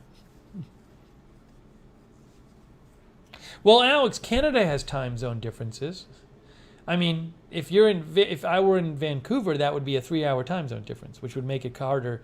Pacific time is tough for covering news because I like to stay up at night. Then I'd miss everything in the morning. Terry is here. Terry, you might have to roll. You might have to go back. I think what I might do after this broadcast is I might try to do that thing where you put chapters on it because we covered so much different stuff. And there's like links. Chapters is when there are links where you can tell people what you talked about when. Linda says that's the perfect solution if it could be done. That was my dream, to live somewhere every 2 months. But you'd have to buy equipment every single place you move to. It would be so expensive. Seize the Day says, will always be available to help Canada-wise, however I can. But I really think you deserve some time in LA with your friends for a bit. It's been an isolating year. Go figure away for LA for now. The problem is, the problem with moving to LA is, yes, my friends were there. So suppose I was like, okay, I'll take some savings and I'll move to LA and I'll lose money during the year, right? I'll get a place and it'll just be a loss for the year. I won't make enough money to pay for my place, and I'll dip into my savings, right? The problem with that is and when I was in Atlanta, my rent was higher in Atlanta. My expenses were significantly higher in Atlanta, and it just caused me a lot of stress. I don't like the idea that I'm paying out more than I'm taking in. I just don't like it. And if I have some huge rent bill every month, even if I have savings that might be able to cover it, it just causes me stress. So if I were to move to LA, even if I said, I'm going to go there for a year and I'll pay for my savings and I'll just move there for a year to hang out with my friends, I really think I would be stressed out by my huge expenses. That's my experience. I don't think it would be, I think it would be a lot of stress and not that fun. Yeah, Terry, you got to go back and watch. Terry, you're asking about stuff we've covered. You just got to go back and watch.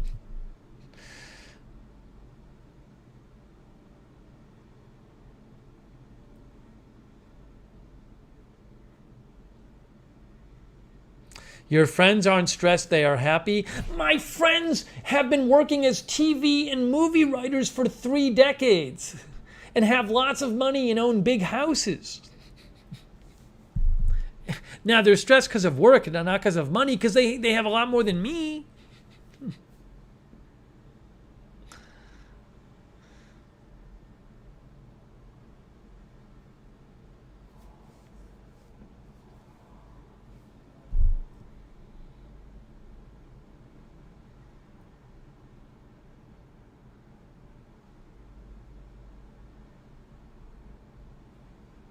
I have some friends in Boston, but you know.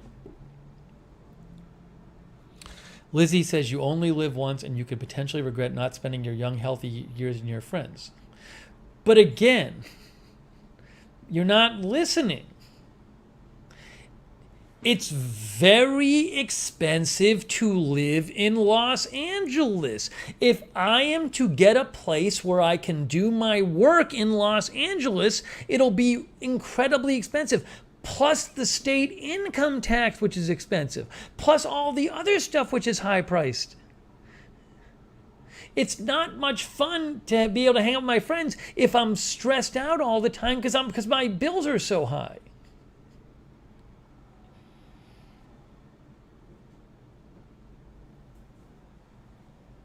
Victorville is inexpensive, but I just explained to you I don't want to live that far away from people. You need to listen to what I say. Because you say these things and I've already addressed them. Victorville? Victorville? You're suggesting Victorville? Where's that compared to LA? Victorville? It's all the way up here. You want me to live in Victorville? Victorville's, how many miles from Los Angeles is Victorville? Victorville? It's 60 miles as the crow flies. If you drive from Victorville to Los Angeles, I bet it's 100 miles. You seriously want me to live in Victorville? This is not a plausible suggestion.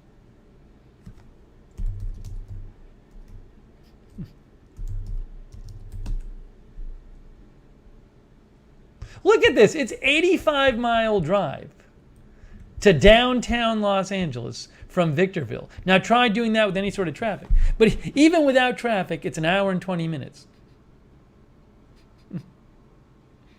So that's the suggestion. I go live in Victorville. You know, it's just not a... Come on. Really. Really. Think about what you're saying.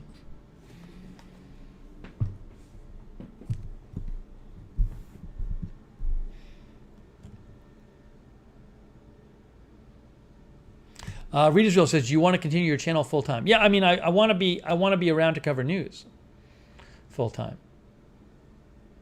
No, I'm not going to be doing writing. No, I'm going to be doing this, not writing.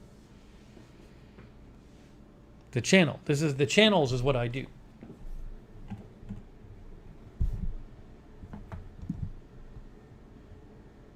No, there's none of my friends who have like an extra house I can live in. That's not the case.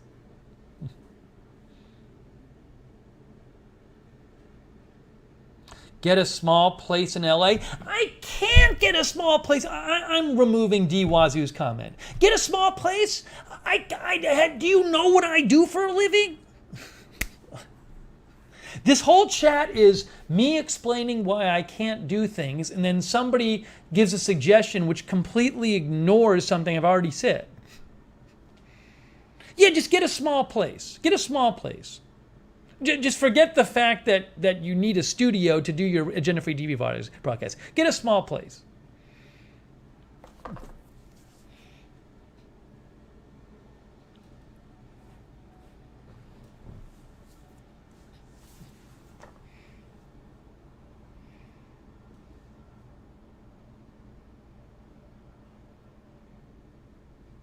Yeah, Linda says, I have a small place. I'm living in one room. I don't even have room for a couch. You've seen my place.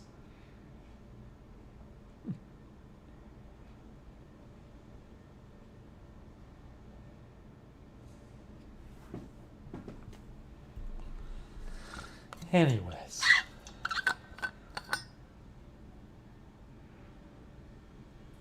Not too small, just small enough. It's my place now. My place now is just, I have no room in here. I bump into everything all the time.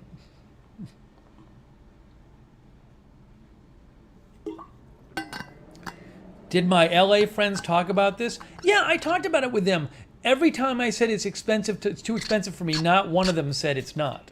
They all understood. Nobody said to me, oh, LA is not as expensive as you're saying. my friends who make tons of money, because the successful writers, a lot of them are thinking of leaving LA, to be honest.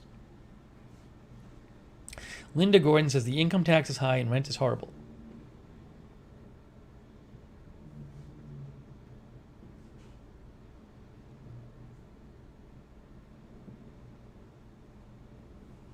Anyways, TT says, I need another vacation. Too much stress here.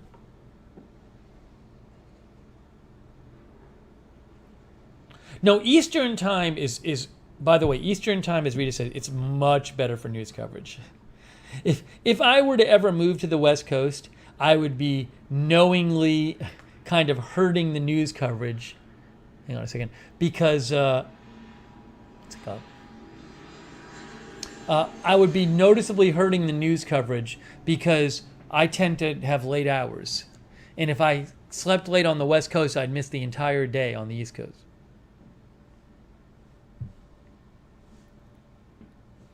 Terry says California is expensive.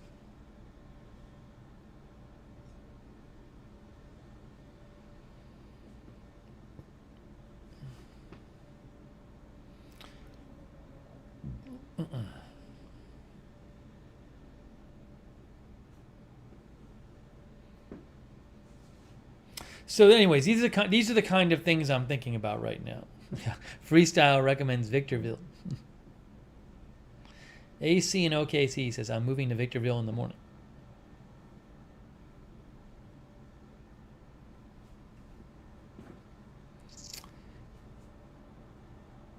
Yeah, no, I think it would be. It would be cool to be near my family. If I did move to Boston, I don't know if that's going to happen. But if I did, as I said, if I moved to Boston, the idea would be, I think I'm going to have the opportunity to have a place to live that would be quite inexpensive compared to what it normally would be in Boston.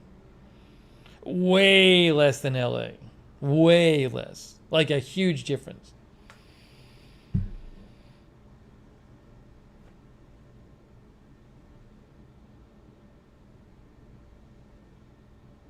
Like, it's possible that I could, if I worked it out, I could move to Boston and basically have similar expenses to what I have here in Orlando.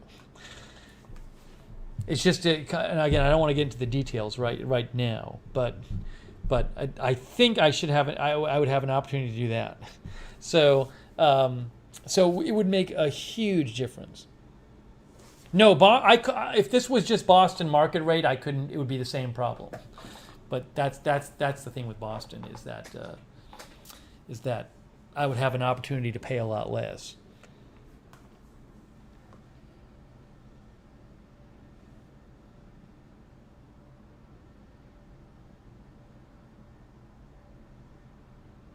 No, I don't like the cold. I don't like the cold, believe me, but I've lived there before. I mean, I recently lived there from 2007 to 2009. The place in Boston, in theory, would be a little bigger than this place, yes. Wouldn't be as this is not like the fanciest place in the world, but it's nice. There'd be there'd be no pool at the place in Boston, right? There'd be no gym inside the place in Boston, but it would be a little bigger than this.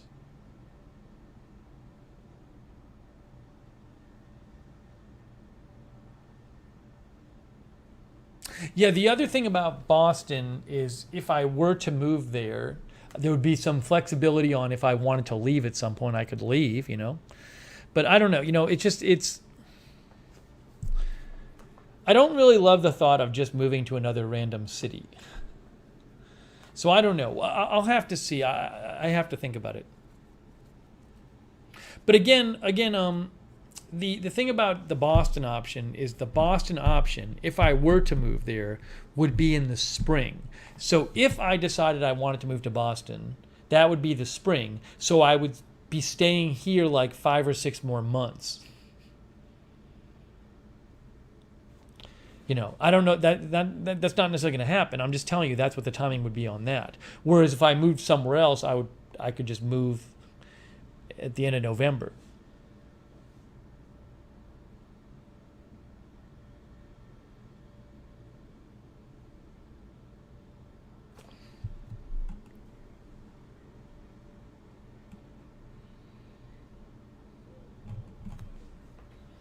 When do I have to decide? I would say in a couple weeks. Realistically, in a couple weeks. I don't have any weights here. I could always buy some dumbbells or something, and I have a treadmill, so it's fine. The gym is a nice thing to have, but it's not as long as I have a treadmill, I'm okay.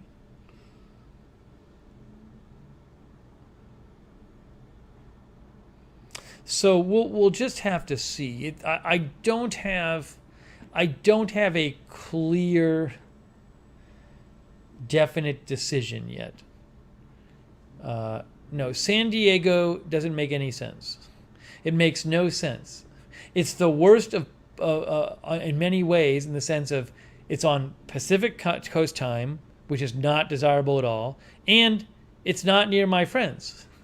Why would I want to, if I'm going to the West Coast, why would I want to go to San Diego? I would just go to LA because that's where my friends are.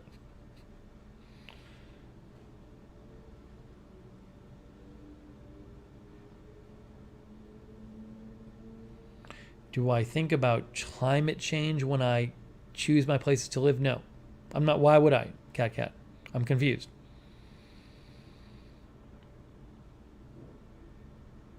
I'm not moving somewhere for 100 years. In theory, I'm moving somewhere for 1 year.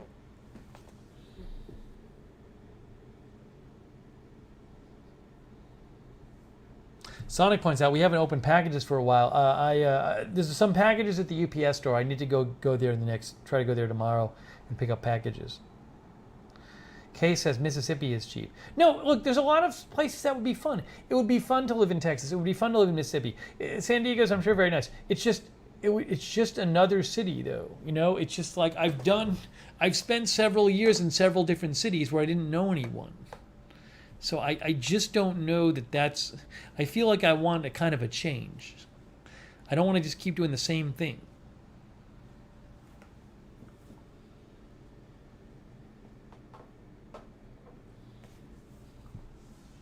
I might talk about my orthodontist appointment next time. I'm gonna make a list of the things I need to talk about. I got to talk about the orthodontist appointment next time. I'm putting it on my list.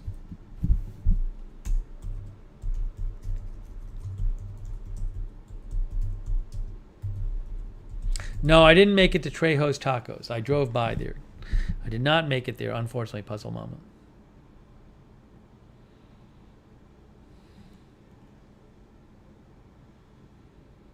By the way, there are way more homeless people in a bunch of areas of LA than they were when I left. I lived in LA off and on from the mid-90s until about 5 years ago. And except for like certain specific areas like downtown, you would never see like a homeless person's tent on the street. They're in a bunch of LA now. There's these big tent collections of like homeless people all the way down the street. Or over a bridge. The whole side of the bridge is taken up with homeless people. It's a huge difference. I had never seen that before, and it's all happened in the last 5 years. There was when I left, there was a big problem with homeless people, like say downtown, but now it is really spread out in LA. Cal Voltaire said, told you. No, a bunch of my friends said this. This is not a big secret, right? I mean, you can find stories. This is a well-known issue that they talk about in LA a lot. It's a big political topic there. But it's very different.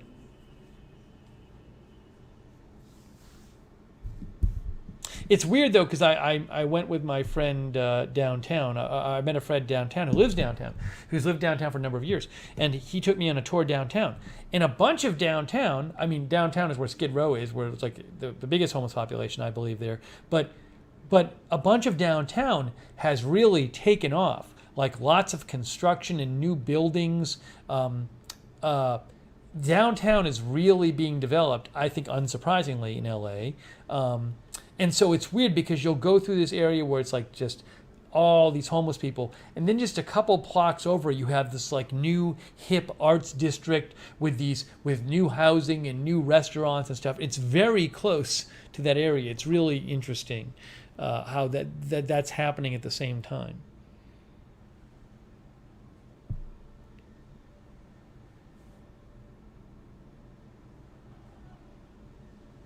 Reed Israel says Vegas has a serious problem with homeless too. They just live in the underground you don't see. But the tents are way more noticeable now in areas that I'd never seen them before in LA.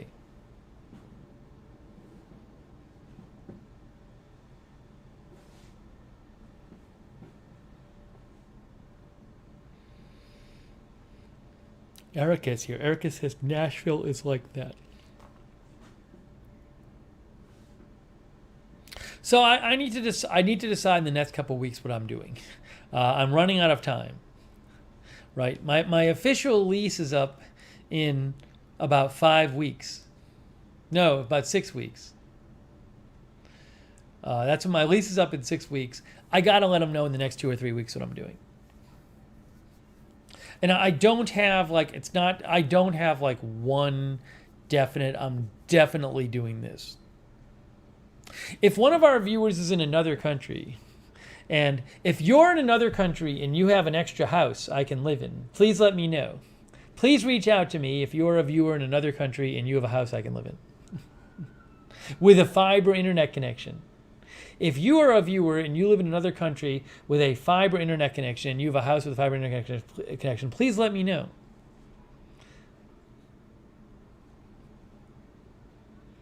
You can reach me on Twitter @Lookner. Brandon Gant says, I love Orlando. Orlando, it's been fun living here. Linda says, you never know.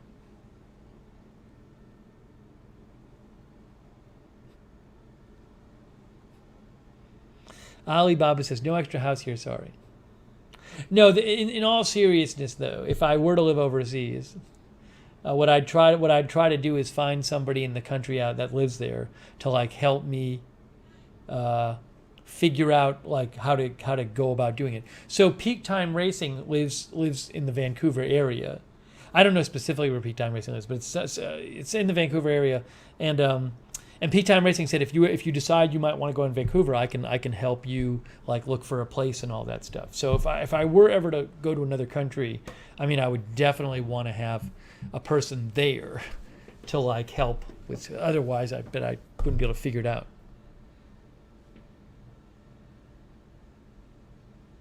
What about the time change? Whatever, I would deal with it. I mean, I've always wanted to live in another country, and time's running out. So if I'm gonna do it, I gotta do it soon.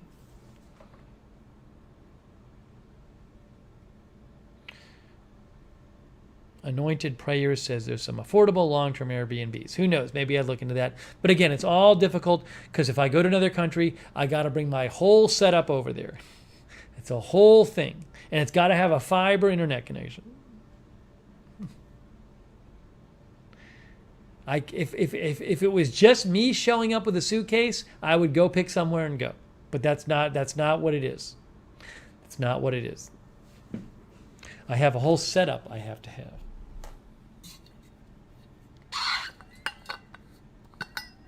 No, I don't. I know a little bit of Spanish, but that's it. Linda Belk says, stay in Boston, save money with the lower rent than consider another country. Well, one thing I did think of, Linda, is if I were to go to Boston,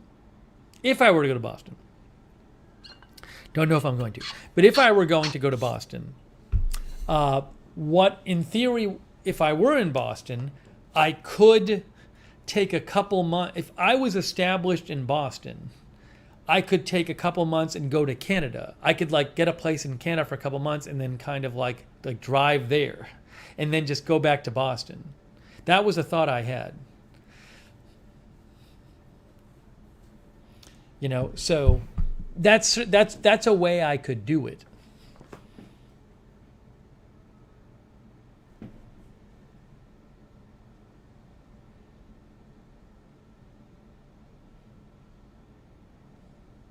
I don't think staying with my mom is really realistic.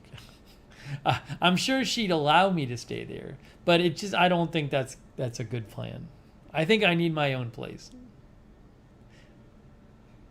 April Coco likes Quebec. Starfire, you don't need to work. I don't believe I need a work visa, because I have to look into this. But I'm not like taking anyone's job. Like, I think if I'm just live streaming, I think that might be okay. Like, nobody in Canada is employing me if I go there. So if I'm just live streaming from my place, I think I might be able to do that on a visitor visa. I obviously I would have to check into that, right? But I wouldn't be officially getting a job there.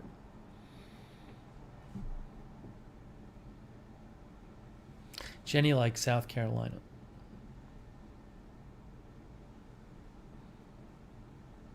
So again, we'll see. I just have to look in. I was really waiting for the renewal offer to focus on this, but now the renewal offer is here, so I'm going to have to focus on it. I had been avoiding really getting into it because I didn't want to waste all my time, but right now it is October 13th and my lease ends on November 26th. Oh, thank you, Rita's Real. Rita's going to go she has a meeting in the AM. Hey, thanks so much, Rita's Real. I really appreciate that. Thank you. Have a good meeting in the morning. Linda Gordon says, I would wait until next year with the pandemic to move to another country.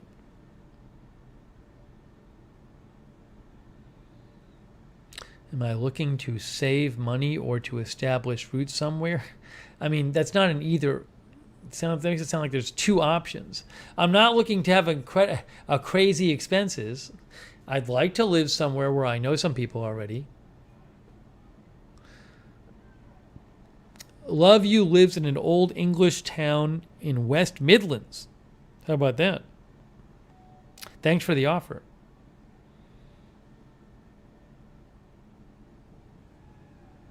Yeah, again, I think with going somewhere like overseas, it's probably better to wait until we're a little further along in the pandemic. That's just my thought.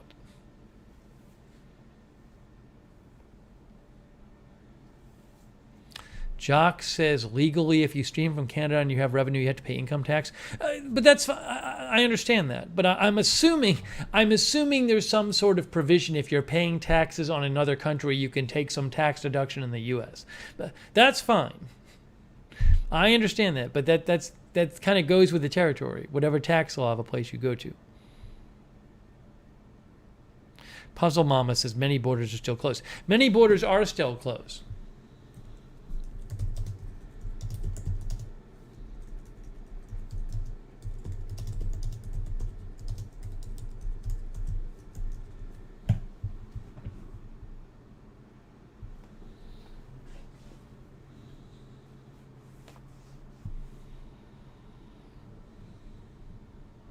No, Linda says don't wait too long. I agree with you. I've been saying this.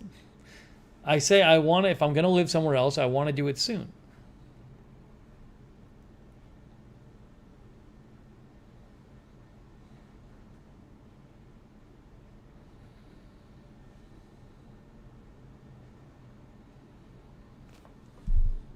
Healthcare an issue. I'm just assuming all of these things I assume can be dealt with. The taxes and the healthcare, it's stuff you have to deal with. Other people do it. That's not going to be keeping me from doing anything.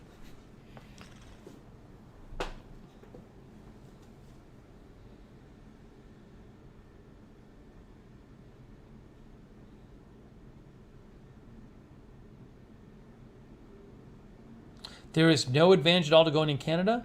Why? How about being in a different country? That's an advantage, Jock. Jock says Boston is pretty similar to Montreal. There's no difference between Canada and the U.S.? None? It's the exact same as living in the U.S.? The people are the exact same?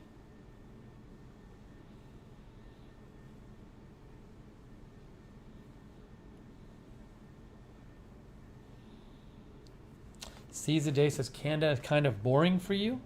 I don't know. I've barely spent any time there.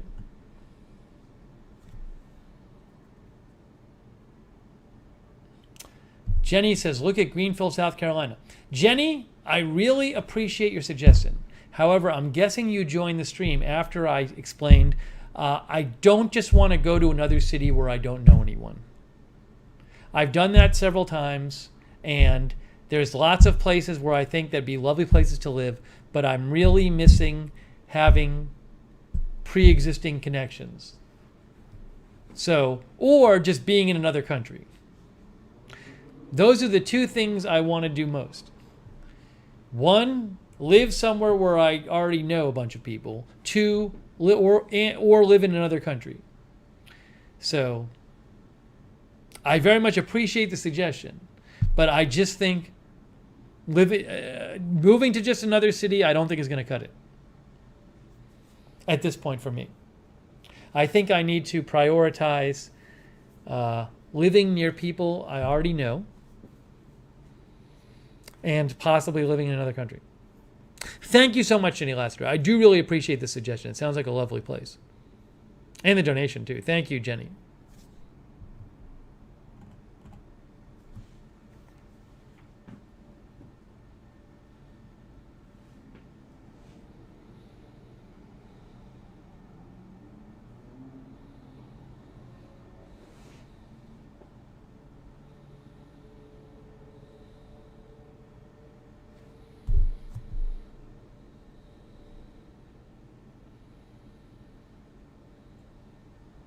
The thing about going to Canada, the thing about trying Canada is it's not that big of a deal from what I understand. It's like you can just rent a place short for like a couple months and you arrange for the stuff and you go. I mean, you don't have to go for a year. You go for a couple months. I don't think they let you go for a year. So, and it's not far away. So, I think Canada is a relative, trying Canada just to do it, which I would like to do at some point, it's a lot simpler than a lot of other things.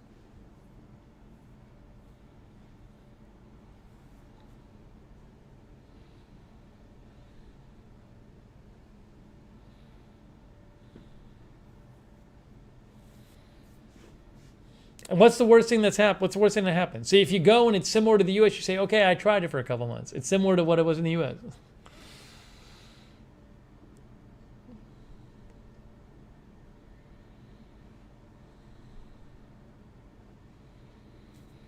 Denise says Canada easy to do.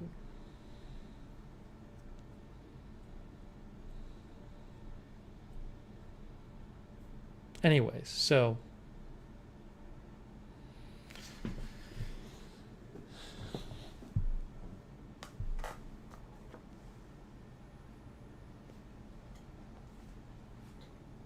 yeah, so we'll see. Jenny says she gets what I'm saying. Thank you, Jenny. So we'll see what happens. But right, Cal Voltaire says visit first before moving. Yeah, I'm not going to commit to living anywhere right now that I haven't visited. Certainly, I'm not making a plan to move somewhere I haven't visited.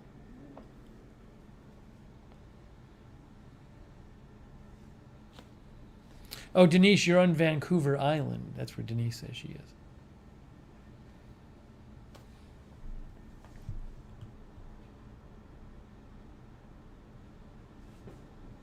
Right, so,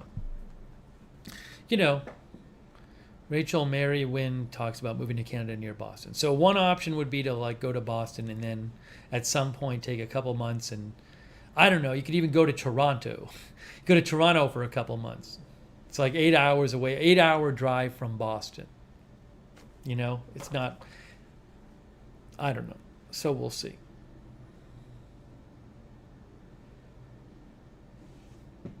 I just have to decide.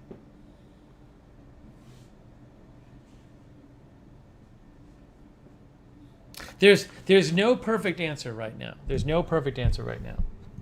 However, if a viewer knows of a house with fiber, if a viewer in a foreign country knows of an affordable house with fiber internet, let me know. Or an affordable large apartment with fiber internet. In a place that does not restrict people from going there because of the pandemic.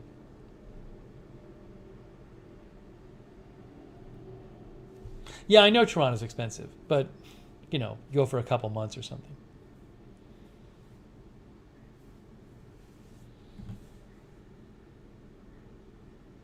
Yeah, I'll do more of a feet update probably next time. Yeah, I'm still wearing, my feet were fine during the trip. My feet didn't hurt at all during the trip. I've been wearing all of my minimalist shoes throughout my trip. I did a bunch of walking. It was not an issue for me at all. I thought that my feet might hurt in the trip, but it was fine. Totally fine. Oh, Marla V was born and raised in Toronto.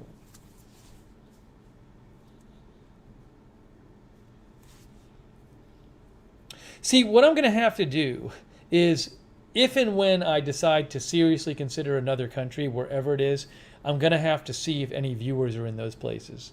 Because that would be really, wherever I consider going, it's so helpful to have somebody who's actually there. Minimal shoes in the snow. Hey, it might happen. I don't wear socks now.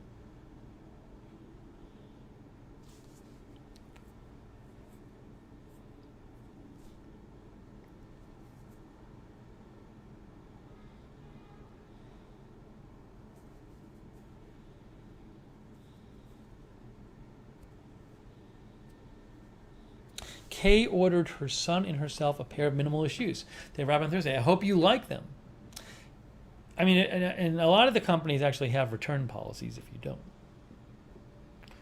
Mexico. See, Sonic says you can go to Mexico. The thing about Mexico is, obviously, look, it's just, there's so much to going there. You have to know where to go. And I would have to just know somebody who lives there and could tell me exactly what to do about everything.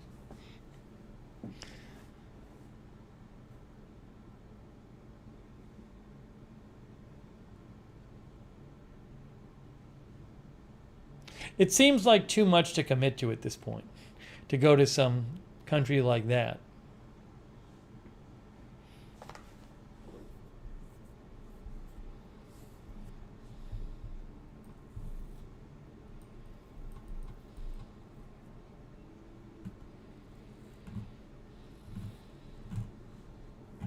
Part of me kind of wants to move. It's weird. The Boston option, the thing about the Boston option is I would be staying, if I did the Boston option, then I'd be staying here for like 6 more months. I don't really love that idea. I kind of want to just, feels like it's time for the next place. M says if it were easier, New Zealand would be amazing. I had thought about New Zealand and Australia. I don't really know about their allowing visitors right now, or allowing people to go there for a long time.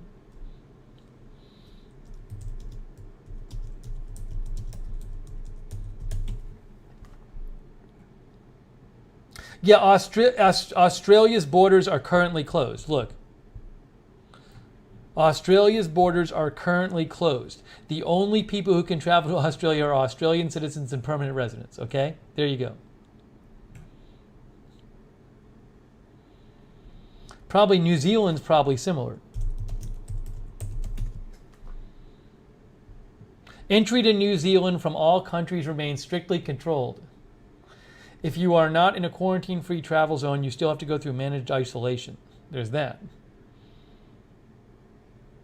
Only New Zealand citizens and permanent residents are permitted to enter New Zealand.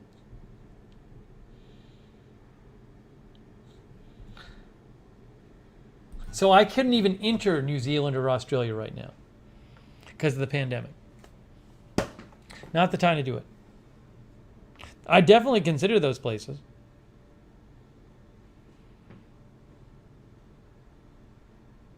I've been to Iceland. Calo Voltaire. It gets dark in the winter all day.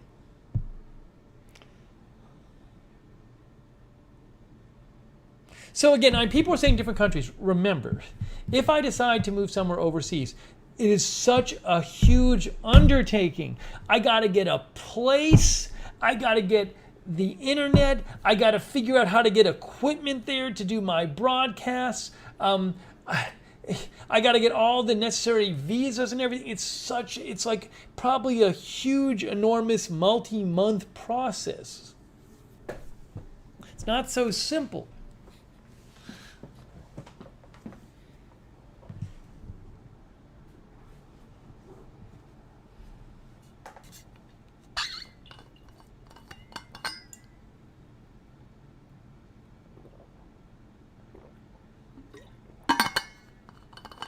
Yeah, no, I think going to an English-speaking place would be better. Anyways, so that gives you a sense of what I'm thinking of right now. Could sit and go over and over and over it, but I at least you've you now have a sense of where we're at. I wish LA were cheaper, but it's not.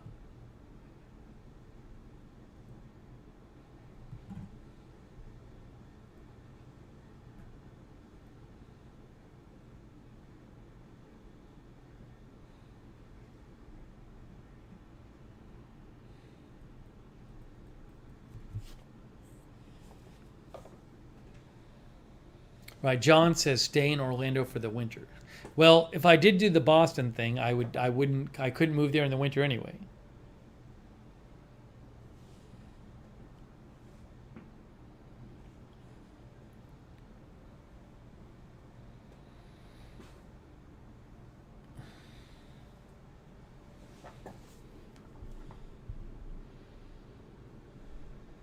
I was in LA for years before. There's so much we didn't cover tonight, but it's already 12:25. It's already 12:25, guys. It's 12:25. It's getting late. I think what I need to do after this, I think I might need to, a little later tonight, try to put chapters on this.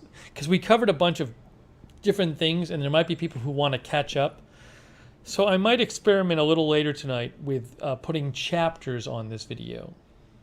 So when people go back and watch it, they can just click on the topic. I think that's going to be my little project to do a little while after this. Bryce Saug says, chill out in Florida for the winter.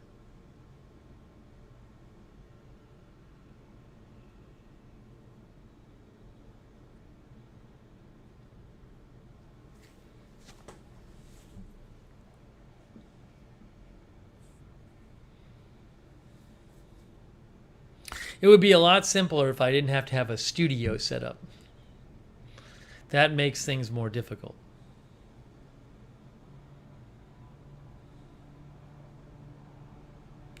Anointed Prayers says chapters are a great YouTube feature.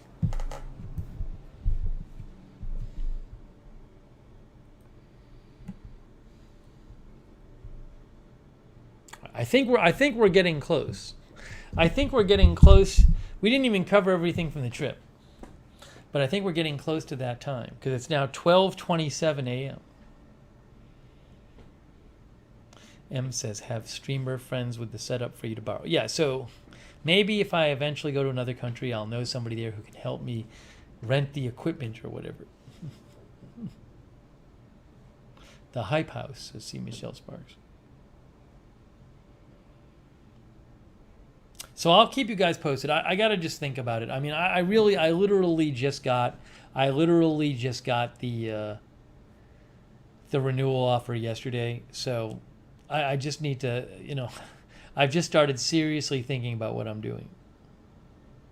Now we're going to talk about the tooth stuff next time. Melissa McQueen says this was a lot to take in. Exactly. Hey, let's thank our moderators. They've been here the whole time. Melissa McQueen, Lizzie, Sarah Joy, Linda Belk, AJ. Thank you to the mods. I appreciate it. Oh, I'll talk about this again. I forgot to mention. The camera. We should have the camera back by Friday.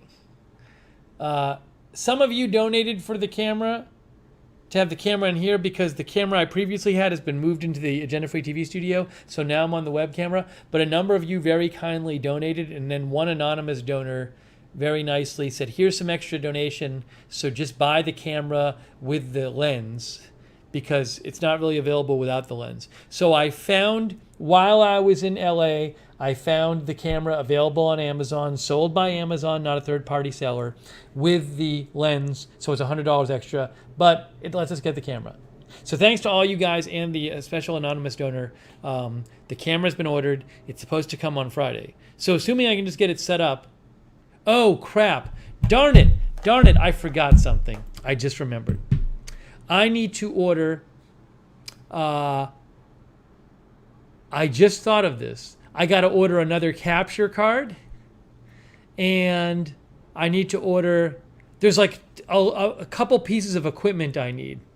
Like little things to make the camera work. Oh, I'm glad I remembered this. I'd have the camera here and not be able to use it. I need another capture card, and I need there's a power adapter I need. All right, so I got to order those. So maybe that's my alarm to remind me to check the fantasy football stuff, the waivers. Which I'll do whenever we end this. But I gotta order the stuff. So the camera will be here by Friday, and I'll see on the other stuff. I had to get the white version of the camera because the black one was not in stock. Hey, so I'll keep you posted. But I'm glad I talked about this. I'm going to write myself a note now to order that stuff.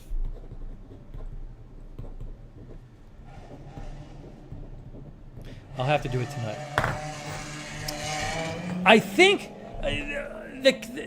some of this stuff, like the power adapter is probably like $20 or something, and the capture card, I should have enough to cover it from the donor.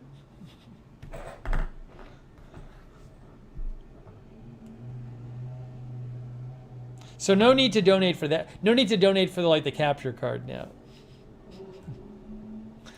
I'll just order it. Hey, John TBM. Thanks, John TBM. That's very kind of you. Oh, I really appreciate that, John TBM. Oh, thank you, Sonic. Hey, here's Sonic Summary. Episode 400. So busy in California. No big news missed. Expensive in California. Met with viewers. Turo, 2021 Kia Forte. Pop Socket, In-N-Out. Duracell. Parking Pig. Parking Pig made the... I'm glad Parking Pig made the summary. Lease renewal, moving destination options, chapters. Hey, thank you, Sonic. Thanks for the summary, Sonic. I really appreciate it. And thanks for the donation. Much appreciated. Thank you also, Marla V from Canada, who says it's great to have you back. Thanks to the fantastic mods. Yeah, thanks again to the mods. Thank you, Marla V. Much appreciated. Cala Voltaire. Thank you, Cala Voltaire. Cala Voltaire says, I need chapters. Yeah, I'm going to try to put chapters on this one, Cala Voltaire. Thank you. Cala Voltaire. Puzzle Mama, Nashua isn't... I can't be going to... It's far enough from home. Nashua isn't near my family. Can't get... It's one thing if you're near your family. It's another thing if you're like an hour away. That's not realistic.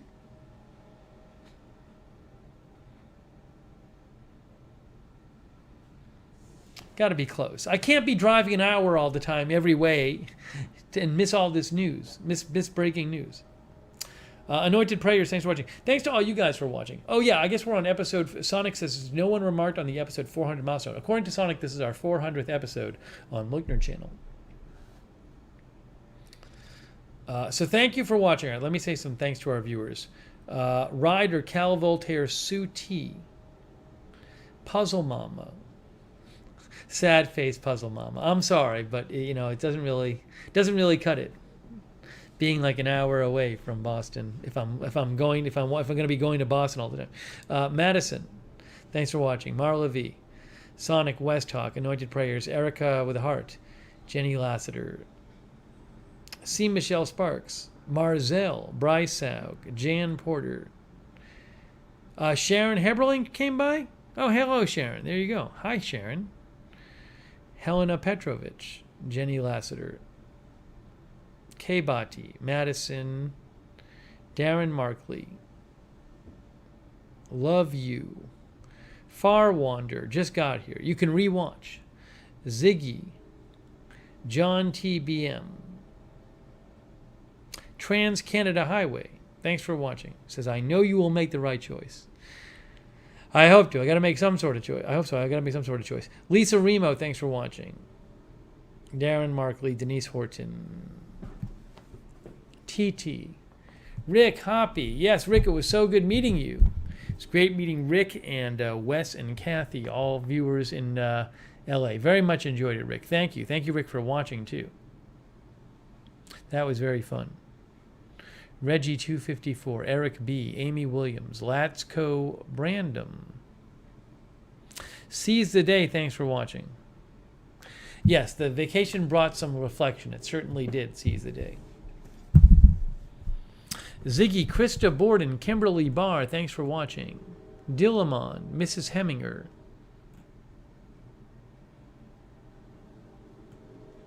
Yes, not a lot of big news this week, which was good if I was going to take a week off. Arizona Jumper. Oh, thank you, Arizona Jumper, for the bye-bye sticker. I appreciate that. Thank you for watching, Arizona Jumper, as well. Thank you.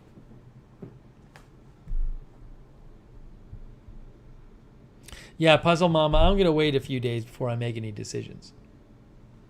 Derek Hansen. Thank you, Derek, for watching. Derek says, glad you had a nice time in LA. It was a wonderful time. Catching up with friends. Pam Turner. Thank you, Pam. Says, glad you are back and enjoyed your friends. Thank you, Pam. All right. Guys, it's about time. It's 12:35 a.m. Again. Oh, Amy Williams. Thank you, Amy, for the city sticker. Appropriate tonight as we talked about moving options. Thank you, Amy. I appreciate that. Amy Williams, thank you.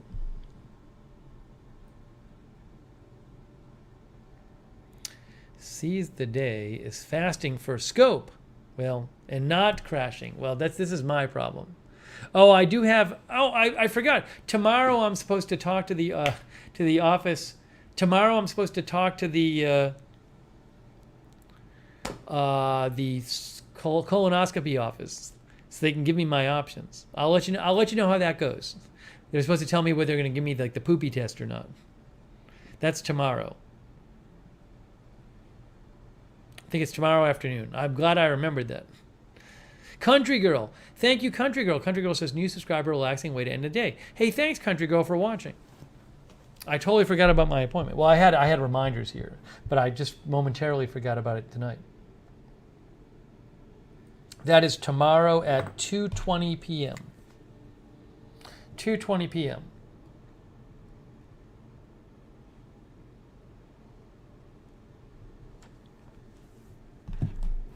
Thank you, Jenny. I'm bet they're just going to say take the poopy test, and then maybe they'll assign me the poopy test. I still have to do the 23andMe. It's that Fabulake sent me. Helena Petrovich, thanks for watching. Jenny Lassiter, Rascally Rabbit. All right, guys, we are wrapping this up. I have a bunch of stuff to do after this, including trying to put chapters on this. Yeah, seize the day, says I'm hungry but not crashing. That's not what happens to me. Jeff Curry, thank you, Jeff, so much for watching. Cala Voltaire, thank you. All right, guys, thank you again, moderators. Thanks to all the lurkers out there. Oh, thanks to everybody who donated. Let me say a quick thanks again. Carlos Rosa, Starfire, Arizona Jumper, Queen of the South, Darth Tater, John Gidry, Dolores Colbert, John Ann Petey, Neo Nico, Hanyal Vargas, Timothy Glenn, Hedy Silovitz, Imseti, Jenny Lassiter, Sonic, John TBM, Amy Williams, Marla V, Cala Voltaire, Arizona Jumper, Amy Williams. Thank you. Very kind of you. David Brooks, how are my blood tests? You're like months behind, David. Got to go back and watch the videos where I talk about my test results. A couple of the videos are called that. All right, guys. That Honey Lava, thanks for watching, too. Thank you, Honey Lava, for watching. All right, I'm wrapping this up. Thank you again so much for watching. More streams soon. And if there's big news, we'll go on the air and cover it. All right, guys, that's it for now. Thanks for watching and trying to help me figure out what I'm going to do next. Oh, thank you also, Tink, for watching. And Grant Flynn, thanks for watching from Wales. All right, guys, thank you for helping me try to figure some of this stuff out. And Jonah Katz. Okay, and we will have more streams soon, and we'll be talking about all of this more. All right, that's it, guys. Thanks for watching. We'll see you very soon.